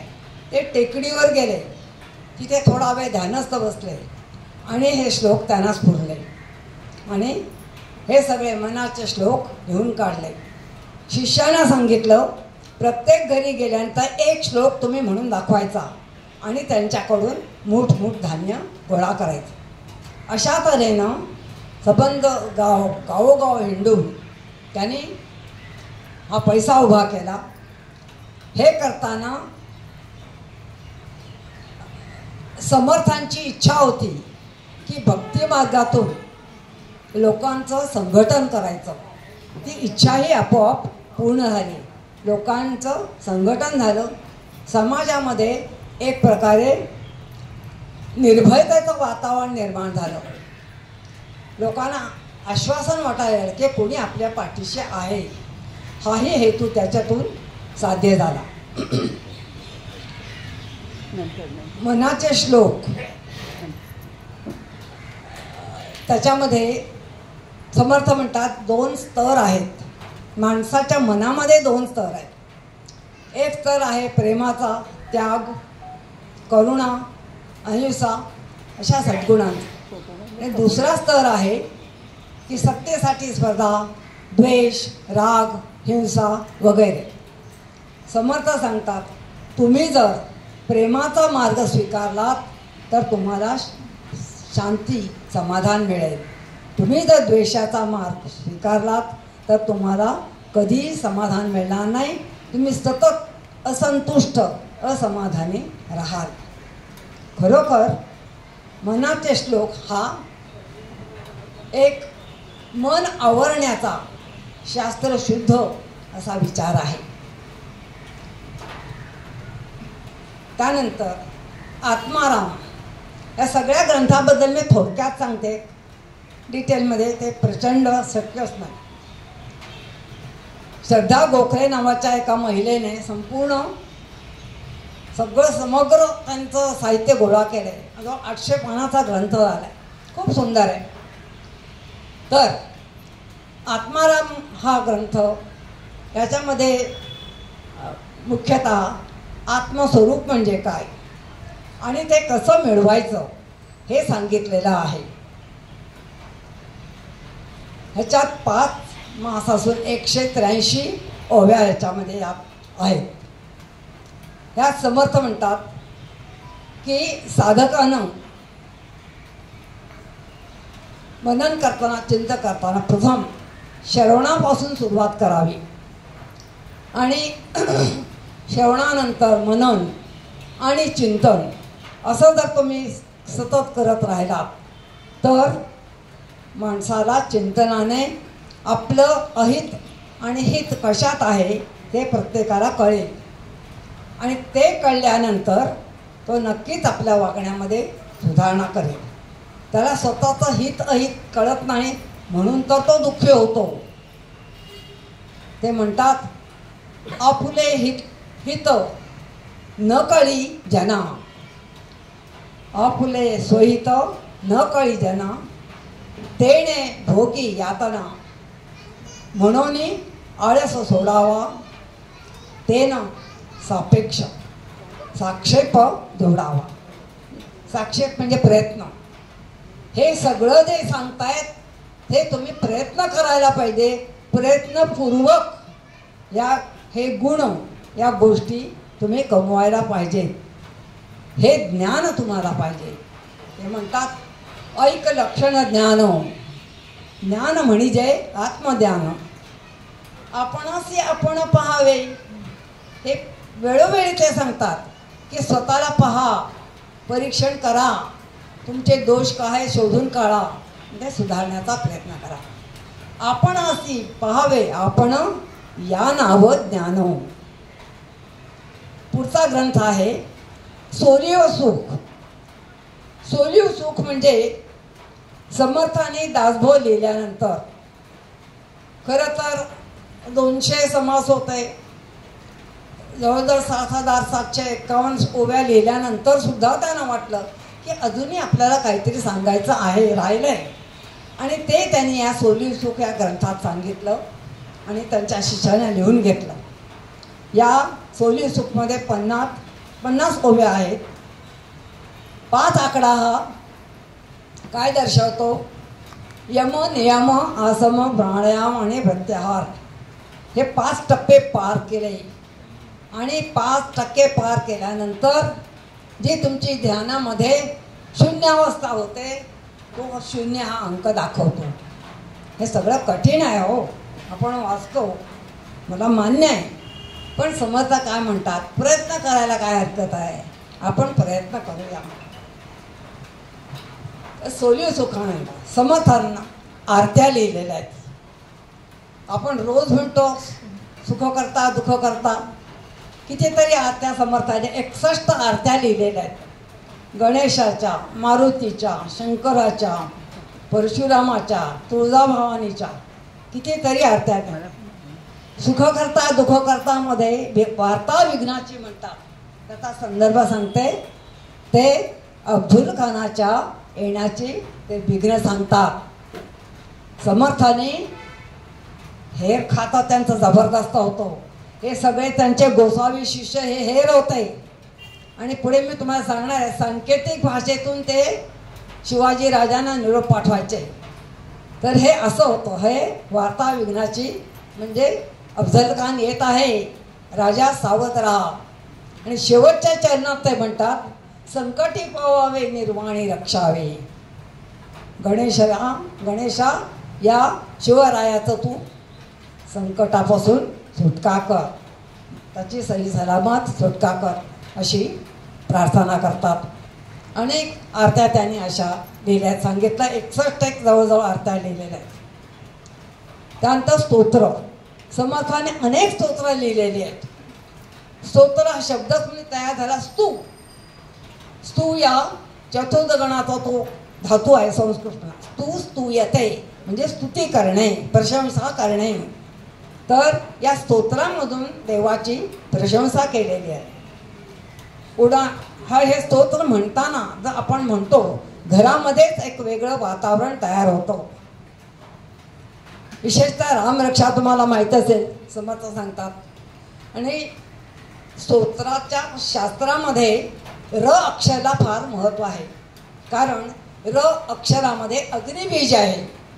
त्यामुळे र म्हटला की आपल्या शरीरामध्ये एक ऊर्जा निर्माण होते, विद्युत तयार होतं आणि त्यामुळे शरीर उल्लसित होतं, मेंदू आपला तल्लख होतो. म्हणून हे स्तोत्र म्हणणं आवश्यक आहे. या स्तोत्राचा हा फायदा आहे. म्हणून तुम्ही पाहिलं असेल, संस्कृत शिकलेल्या लोकांना माहीत असेल की रामरक्षामध्ये शेवटचा जो आहे, रामो राजमणे सदा विजेते, त्यांनी देत विभक्ती प्रत्यय शिकवतात. रामो राजमणे सदा विजेते प्रथमा, रामम रमेशम भजे द्वितीया, रामेणाभिहता निशाचरचमो चतुर्थी, रामाय तस्मै नमः चतुर्थी, रामात् नास्ति परारं परतनं, रामस्य दासोऽस्म्यहं, रामो भित्तदेवो सदा भवति मे, भो राम माम उद्धर. संपूर्ण विभक्ती प्रत्यय हा शिकवतो. तेव्हा या स्तोत्रातून अनेक गोष्टी शिकण्यासारख्या आहेत. त्यानंतर समर्थाने डब गाणी लिहिली. डब गाणी म्हणजे तुम्हाला ऐकून माहीत असेल की जुगलबंदी असते, दोघं जण डब घेऊन उभे असतात. हे आता धार्मिकदृष्ट्या प्रश्न विचारायचा, एकाने प्रश्न विचारायचा, दुसऱ्याला उत्तर द्यायचं. उत्तर जर देता आलं नाही त्याने ते डब खाली ठेवायचा आणि शरणागती पत्करायची. एकदा असंच कुठेतरी जुगलबंदी चालली होती, समर्थ तिथे आले. त्याने दोघांना प्रश्न विचारले. काय होते प्रश्न? पृथ्वीचं वजन किती, आभाळाची उंची किती, सिंधू नदीचं पाणी किती टाक्यापर्यंत, वाऱ्यामुळे जे अणुरेणू माती उडते ते त्यांची संख्या किती. कुणाला उत्तर देता आणि या सगळ्यांचे उत्तर आहे अनंत, असंख्य. तर अशी डब गाणी कितीतरी जुगलबंदीची त्यांनी, हे अर्थात अध्यात्माचे गाणे. तुमच्यापैकी कोणी राम जोशी चित्रपट पाहिलाय का? फार जुन्या लोकांनी, मी 7-8 वर्षाचे, तुम्ही पाहिला असण्याची शक्यता कमी. त्याच्यामध्ये कधी माडगुळकरांनी जुगलबंदी दिलेल्या त्याच्यामध्ये जी होते, जयराम शिलेदार होते आणि हंसा वाडकर. फार सुंदर असं ते हे होतं. अर्थात ती शृंगारिक होती. त्याच्यातले एक मी तुम्हाला सांगते. ते राम जोशी वयेला ती नायिका, तिला एक प्रश्न विचारतात, कोड घालतात. पती सोडून सती पती सोडून सती कोणती रतली अविरत परक्याशी, खारट त्याचे चुंबन घेई सहस्र मुखाने निशी दिने. म्हणजे कोण? गंगा नदी, शंकराची द्वितीय पत्नी. किती सुंदर आहे. आता शृंगारी भरदाला तर अशी डब गाणी ही समर्थाने भरपूर लिहिलेली आहेत. भारुड 11 विषयावरती जवळजवळ 113 भारुड समर्थाने लिहिले. भारुड याचा अर्थ म्हणजे बहुरूढ झालेले विचार त्याच्यात दिलेले आहेत. या भारुडांना 2 अर्थ असायचे. शब्दशः अर्थ वेगळा आणि त्यातला आंतरिक अर्थ वेगळा. आता यांची एकनाथांची भारुडं सगळी तुम्हाला माहिती आहेत. आमच्या भागवत भाऊंनी हे केलं होतं, विंचू चावला, फार छान केलं. तर अशी भारुडं त्याने 113 लिहिली. करुणाष्टकं समर्थाने करुणाष्टकं लिहिली. आपल्याला दैनंदिन जीवनामध्ये अनेक व्याप ताप असतात. माणूस कंटाळलेला असतो. कोणाला तरी आपलं दुःख सांगावं असं वाटतं. मग सगळ्यात जवळचा सखा कोण? तो परमेश्वर. त्यालाही आपण आपली दुःख सांगतो. समर्थ म्हणतात त्याला सांगितलेली सगळी दुःख ही सगळी करुणाष्टकात आहे. ते 90 करुणाष्टकं आहेत. संसार संगे एकच मी तुम्हाला म्हणून दाखवते. संसार संगे बहुशीर्णलो मी, कृपा करी रे रघुरामस्वामी. प्रारब्ध माझे सहजा टळेना, तुझं विन रामा मदकंठ वेना. अशा सुंदर करुणाष्टकं त्याने 90 लिहिलेली आहेत.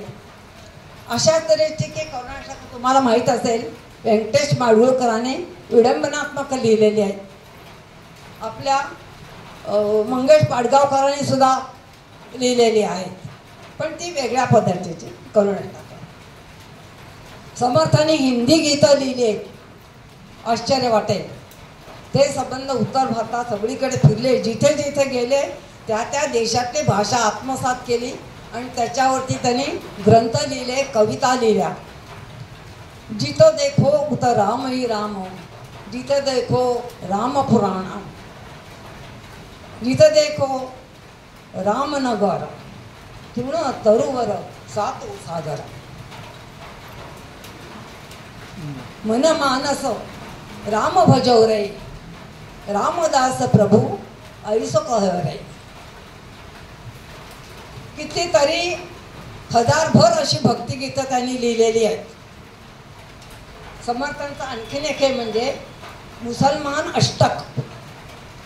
या ग्रंथात त्यांनी हिंदू मुसलमानांचं ऐक्य कसं साधायला हवं, अल्लाह आणि आपला परमेश्वर वेगळे नाही, ते तीच शक्ती देतात, ते तशाच तऱ्हेनं आपल्याला सांभाळतात, हे वेगळं नाही, तुम्ही मनात असे धरू नका. जवळजवळ 99 अशा पदावल्या समर्थांनी या मुसलमान अष्टकामध्ये लिहिलेल्या आहेत.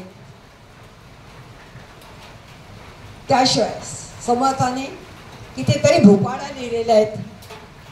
भूपाळी म्हणजे भूप रागात देवाला उठवण्यासाठी म्हटलेले पद.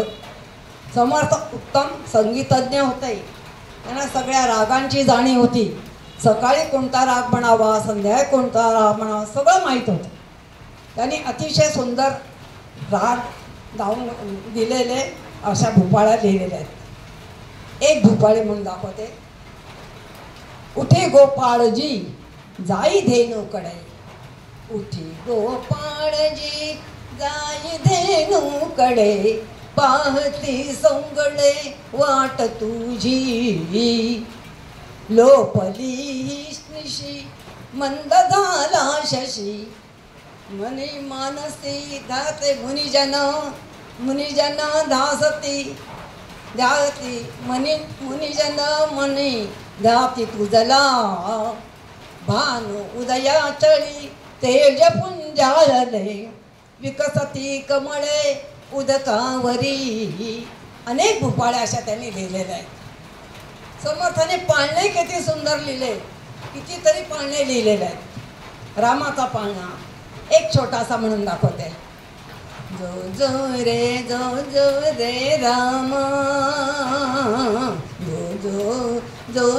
रे राम, निज सुख कुण विश्राम, निज सुख कुण विश्राम, जो रे राम. ध्याती मुनियोगी तुझ लागे, ध्याती मुनियोगी तुझ लागे, कौसल्या संगे, जो रे रामा, जो रे रामा. 7-8 कडवे शेवटचं म्हणते. दास गात से पाळण, दास गात से पाळण, राम लक्ष्मण, राम लक्ष्मण, जो रे. कितीतरी पाण्यापास सुद्धा त्यांनी केलेले आहे. समर्थांची भजनं भरपूर आहेत. आमच्या भजन मंडळात आम्ही म्हणत होतो. एक छोटंसं भजन सांगते.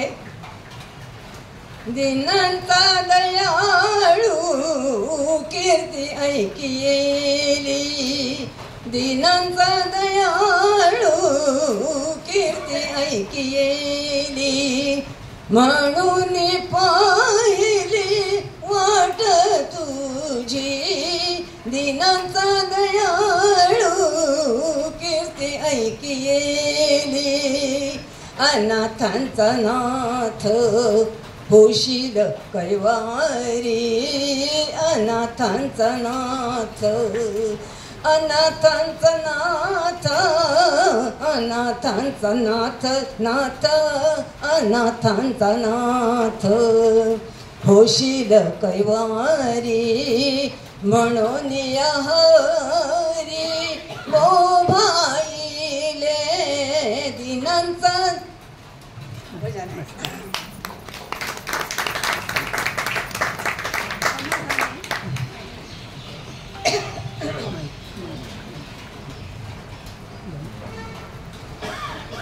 सवाया लिहिल्या.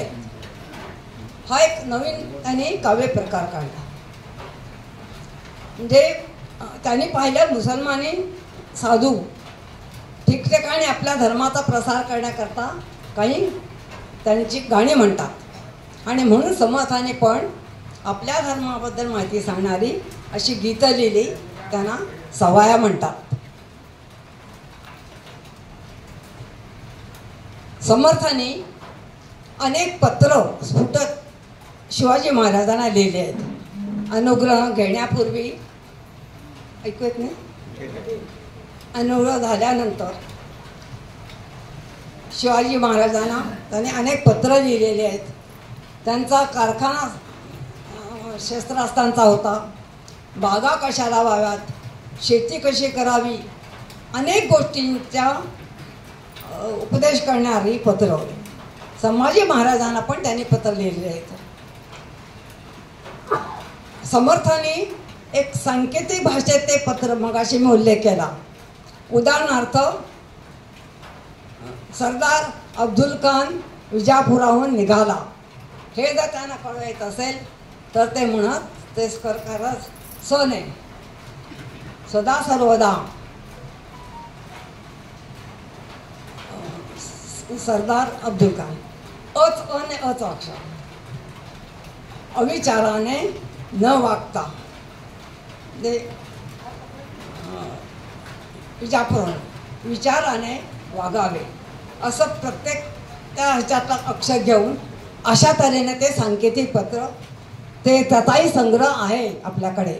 आणि त्याने फार जबरदस्त असं त्यांचं हेर खातं होतं आणि गोसाव्याचा फारसं कोणी संशय घेत नसत. घेतला समजा काही मिळालं तरी हे काय लिहिलेलं कोणाला काढायचं नाही असं त्याने हे काम केलेलं आहे. समर्थाने भारत भ्रमण केलं. 12 वर्ष 1632 ते 1644 पर्यंत संबंध भारत ते फिरत होते. कल्पना करा, 350 वर्षापूर्वी कुठल्याही प्रवासाच्या साधनं नव्हती, सुविधा नव्हत्या. परचक्र त्यावेळेला होतं, पण एकट्यानं पायी संबंध भारत ते हिंडले. कित्येक वेळेला त्यांना अटक करण्यात आली. चातुर्यानं ते तिथं निघाले. जिथं जिथं गेले तिथली भाषा ते शिकले, प्रादेशिक भाषा, आणि त्या भाषेमध्ये त्यांनी ग्रंथ निर्माण केले. सुंदर असे पद्य लिहिली, गाणी लिहिली. त्या लोकांची त्यांनी त्यांची भाषा शिकून लोकसंग्रह केला. लोक लगेच त्यांच्याशी आपल्या भाषेत बोलत. स्वतःच्या भाषेचं जे एक कौतुक असतं, विशेषतः दुसऱ्या कोणी आपल्या भाषेत बोललं, आपल्याला खूप आनंद होतो. थोडं विषयांतर होईल. मी तुम्हाला एक माझा अनुभव सांगते. मी गेल्या वर्षी लंडनला गेले होते. माझी मुलगी तिकडे असते. तिथे मी गेले. एरोड्रोमवर उतरल्यानंतर मी व्हीलचेअरमधून गेले होते, त्यामुळे मला त्याने भरभर नेऊन पोचवलं. माझी मुलगी आणि नात ते लगेच घेण्याकरता गेल्या. त्या बराच वेळ आल्या नाहीत. अर्धा एक तास होऊन गेला. आणि तिथे पुन्हा तुमचं प्रत्येक ठिकाणी चेकिंग होतं. त्याने मला विचारलं, तुम्ही कशाला आलात, किती दिवस राहणार, कधी जाणार, वगैरे वगैरे. आणि मग मी सांगता माझा जावई येतो असतो, मुलगी असते, मी त्यांच्याकडे आले टुरिस्ट म्हणून. मी 4 महिन्यांनी जाणार. तर त्याने नंबर विचारला. मला जावयाचा इकडचा नंबर माहीत होता, पण तिकडचा माहिती नव्हता. त्याचं ते सिम कार्ड घालावं लागतं, 17 भानगडी आहेत, वेगळं असतं. ते मला माहीत नव्हतं. मी म्हटलं I don't know, let my daughter come. आणि मी बघितलं त्या ऑफिसमध्ये एक मनुष्य उभा होता. तो इंडियन दिसत होता. आपली माणसं ओळखता येतात. मी त्यांना विचारलं, आर यू इंडियन? तो म्हणाले येस. From where? तो म्हणाला फ्रॉम गोवा. मी म्हटलं कोंकणी उलयतोय?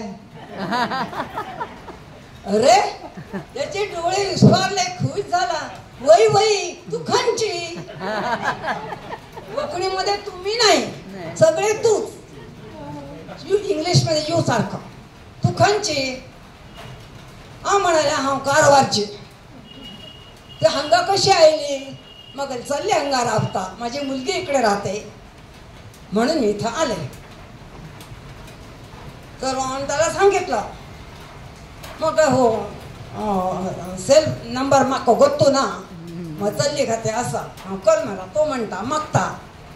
तो म्हणा उरो हा पळायता, चिंता नको करू, मी काय ते बघतो. आणि तो माणूस एवढा खुश झाला. त्याने मला तिथे त्याचं तर संघ हे केलंच. आणि मला मग बराच वेळ झाल्यानंतर लाऊंजमध्ये घेऊन गेला आणि तिकडे बसला. अजून माझी मुलगी आली नव्हती.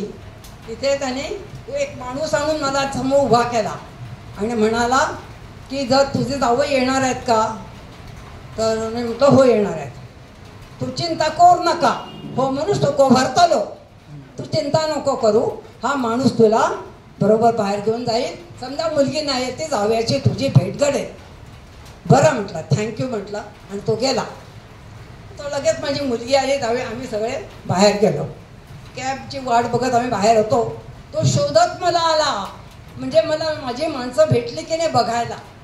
आणि मग मी माझ्या जावयाची ओळख करून गेली. त्यांना थँक्यू वगैरे म्हटलं. म्हणजे बघा, केवळ आपल्या भाषेत बोलल्यामुळे हे केवढं सगळं साध्य झालं.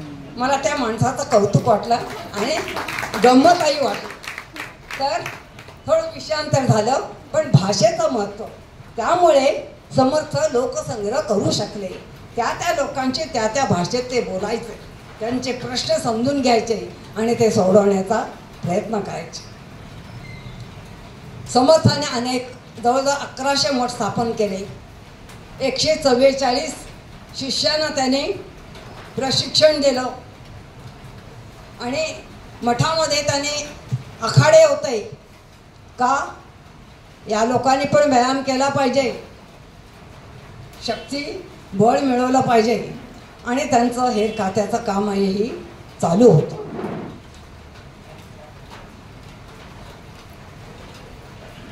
समर्थाने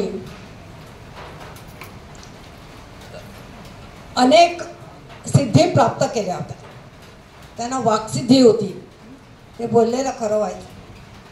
ज्योतिषाचं त्यांना ज्ञान होतं, अनेक गोष्टी त्यांना अवगत होत्या.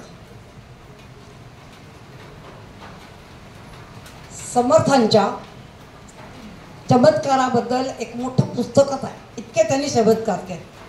ही मोठी माणसं मुद्दाम चमत्कार करावा म्हणून करत नाही, ते आपसूक काही कारणानिमित्तानं होता. त्यातले काही निवडक चमत्कार मी सांगते. समर्थ आपल्या आईला भेटायला गेले बऱ्याच वर्षानंतर. जय जय रघुवीर समर्थ घोष ऐकल्यानंतर आईने ओळखलं. नारायणा हाक मारली.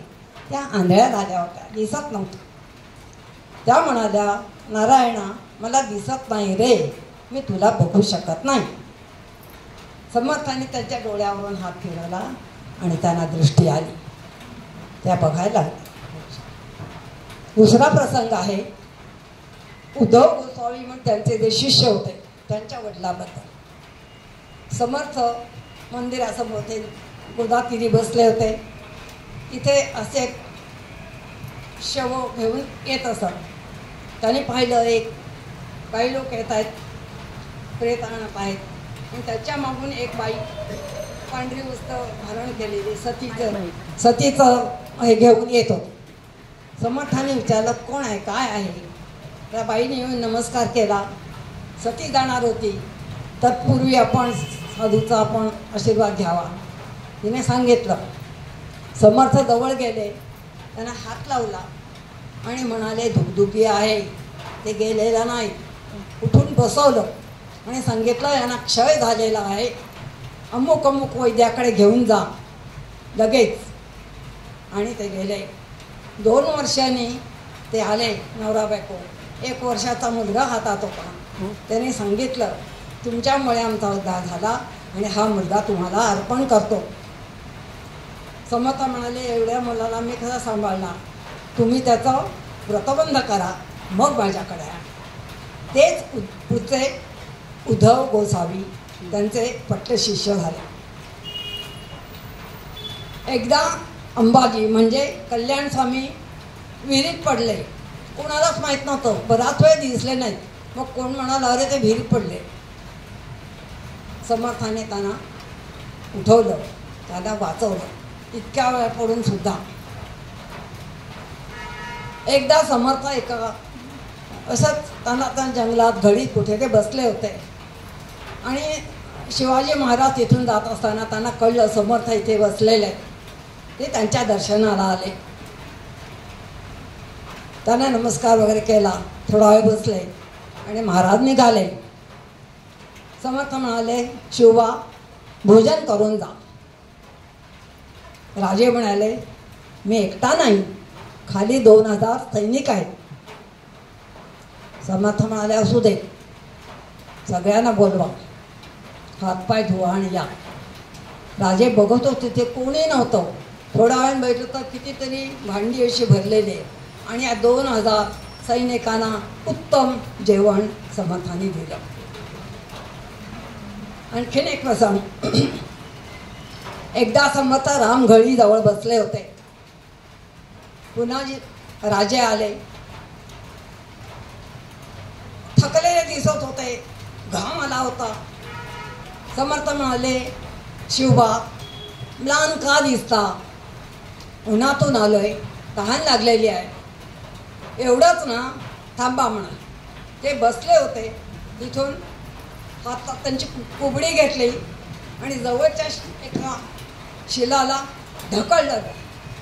खालून उत्तम झरा वाहू लागला, गोड पाण्याचा. राजे ते पाणी प्याले, म्हणाले, अमृतासारखा आहे. आजही तो झरा आहे, त्याला कुबडी तीर्थ असं नाव दिलेलं आहे. रामगढीच्या पश्चिमेला काहीतरी तो आहे. असे अनेक चमत्कार आहेत. 1-2 दैवी घटना सांगते. समर्थाने शिवाजी राजांना अनुग्रह दिला. तुम्हाला माहिती आहे, अनुग्रह घेतला समर्थाने त्यांना प्रसाद दिला आणि राजे घरी आले. जिजामातेने विचारलं, झाला का अनुग्रह? काय प्रसाद दिला समर्थाने? समर्थाने ठेवलं श्रीफळ, 2 मुठी माती, 2 मुठी घोड्याचे लीद आणि 2 मुठी खडे. जिजामाता बघतच राहिल्या. राजाने अर्थ सांगितला. ही माती म्हणजे तेवढा राज्याचा विस्तार होणार आहे. लीद म्हणजे राजांच्या सैन्यातील अश्वशाळा वाढणार आहे, अश्वसंख्या वाढणार आहे. आणि खडे म्हणजे राजांच्या पदरी अनेक किल्ले येणार आहेत.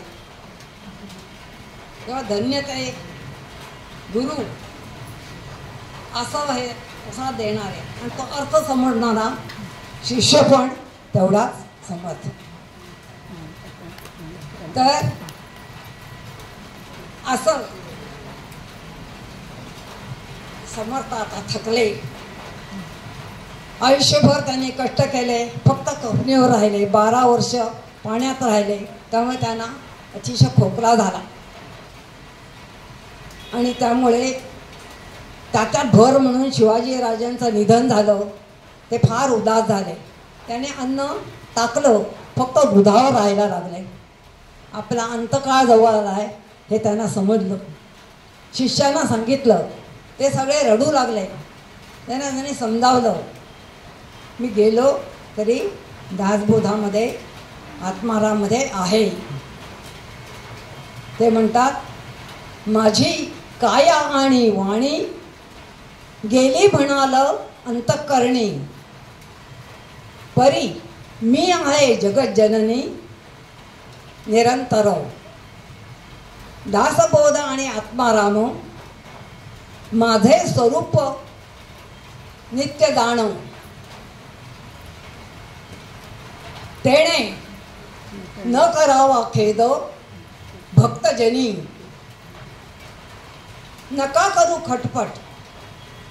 पहा माझे ग्रंथ नीट, तेने सायुज्याची वाट गवसेल की. हा शेवटचा संदेश त्यांनी दिला. रामरायाची मूर्ती होती, त्याला नमस्कार केला. जय जय रघुवीर समर्थ असा घोष केला आणि या महात्म्याने आपला देह ठेवला. तो दिवस होता 13 जानेवारी 1682. काही पुस्तकातून 22 जानेवारी असा लिहिलेला आहे, पण सणाच्या बाबतीत सगळीकडे एकमत आहे. 1682 मध्ये त्याने त्यांचं निधन झालं. तेव्हा असा हा महात्मा ह्याने आपल्याला भरपूर काही दिलं आणि मला हे तुम्हाला सांगण्याची संधी तुम्ही दिलीत. शांतपणे ऐकून घेतलं, त्याच्यातून तुमची सहनशक्ती दिसून येत आहे. तेव्हा तुम्ही सायुज्यतेच्या मूर्तीकडे नक्की जाऊ शकाल, कारण हा पेशन्स तुम्ही दाखवलेला आहे. मी सांगितलेलं तुम्हाला किती पटलं, किती आवडला मला माहीत नाही, पण मला इथे तुमच्याशी संवाद साधताना आनंद झाला. तुम्हा लोकांची भेट झाली, त्याबद्दल मनापासून मी आभार मानते. समर्थांचा आवडता एक अभंग मी म्हणून माझ्या कार्यक्रमाची सांगता करते. धन्यवाद.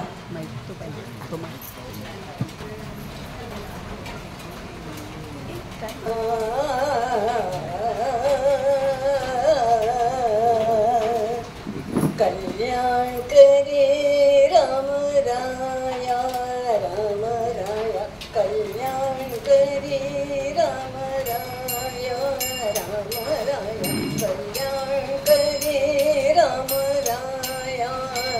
जनहित विहरी, जनहित विहरी, जनहित विहरी कल्याण करे राम राया, राम राया कल्याण करे राम राया, राम राया करे राम राया.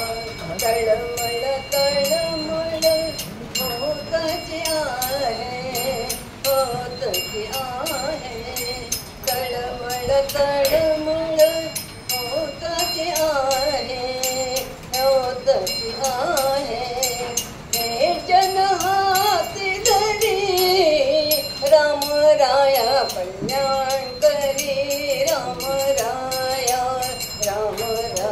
कल्याण करी राम राया अपराधी जन दुखतच गेले दुखतच गेले अपराधी जन दुखतच गेले दुखतच गेले तुझी सावरी राम राया कल्याण करी राम राया कल्याण करी राम राया कल्याण करी राम राया कोठे जावे काय करावे कोठे जावे काय करावे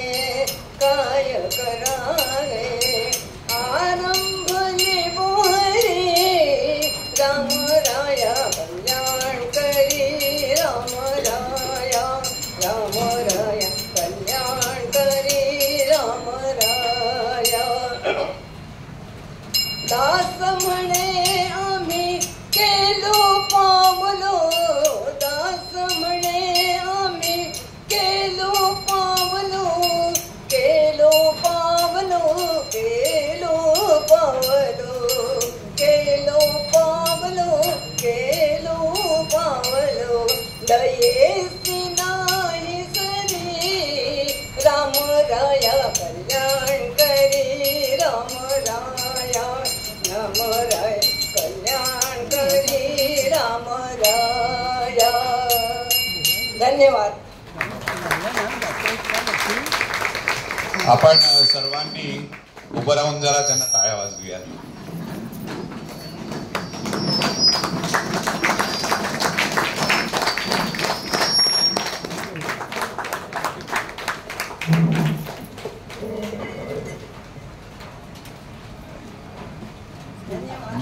मी माधुरीताईंना कार्यक्रमाची सांगता करायला सांगतो.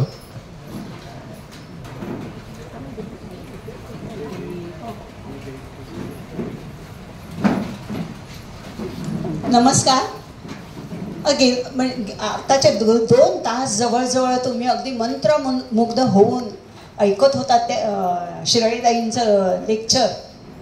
त्यामध्ये त्यांनी समर्थ रामदासांबद्दल आपल्याला माहिती आहेच. ते महाराष्ट्रातले संत आहेत त्यामुळे आपल्याला माहिती आहे. पण त्यांच्याकडून आपल्याला इतकी माहिती मिळाली म्हणजे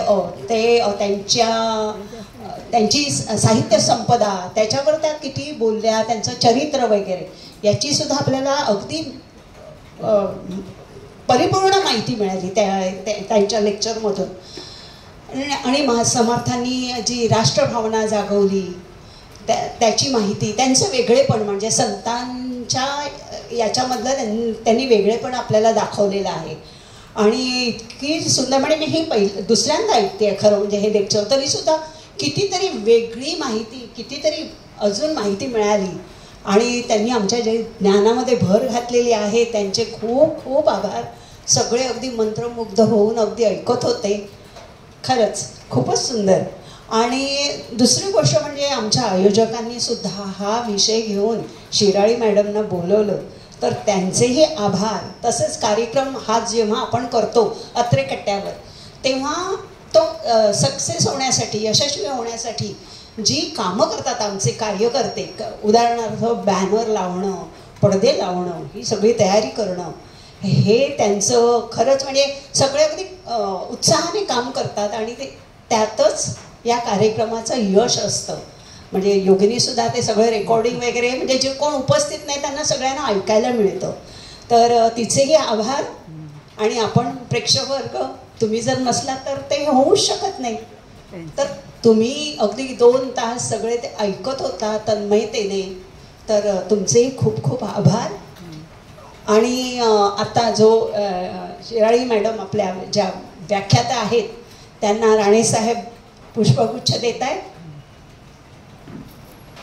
आणि त्यांचा सन्मान करतायत.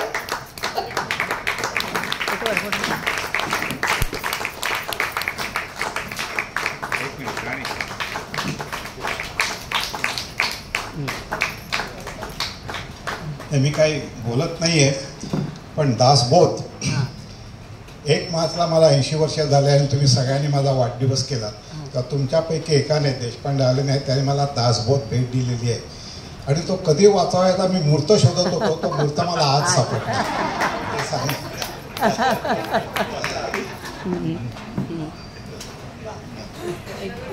सगळ्यांनीच वाचावा. आम्ही सुद्धा म्हणजे तो केलेला प्रयत्न म्हणजे सज्जनगडांवर एक अभ्यासक्रम आहे, पत्राद्वारा अभ्यासक्रम, तो मी केलेला आहे. पण तरी सुद्धा मला ते जाणवलं की आपली फारच अगदी वरवरची माहिती आपल्याला आहे, एवढी डिटेल माहिती नाही ती आम्हाला शिराळे मॅडमने दिली. आता योगिनी ताई काहीतरी सांगतात आपल्याला. मलाही सांगायचं आहे की हा दासबोध जेव्हा आम्ही असं ठरवलं की रामदास स्वामींवर ताई म्हणजे व्याख्यान देणार आहे, तेव्हा मला खूप बरं वाटलं. कारण आफ्टर रिटायरमेंट जेव्हा मी सेवानिवृत्त झाल्यानंतर गेली म्हणजे 5-6 वर्ष ज्येष्ठ नागरिक संघामध्ये दासबोधचं पारायण म्हणजे बरीच वर्ष होत आहे. पण मी त्याला जॉईन झाले ते निवृत्तीनंतर, आणि 10 वर्ष तिकडे आपलं दासबोधचं पारायण होतं. त्यांना पण माहिती आहे आपल्या विरंगुळा केंद्रामध्ये. आणि तो दासबोध काय आहे ते तेव्हा मला म्हणजे आपण त्याचा काही संबंध नव्हता इतक्या वर्ष, पण तो मला तेव्हा आपल्याला वाचून थोडंसं आम्हाला म्हणजे कळायला लागलं. आणि दासबोध हा अतिशय सोपा आहे, वाचायला पण खूप मजा येते. 10 दिवस आम्ही खूप छान त्याचं पारायण करतो. ताई तुम्हाला खूप खूप धन्यवाद.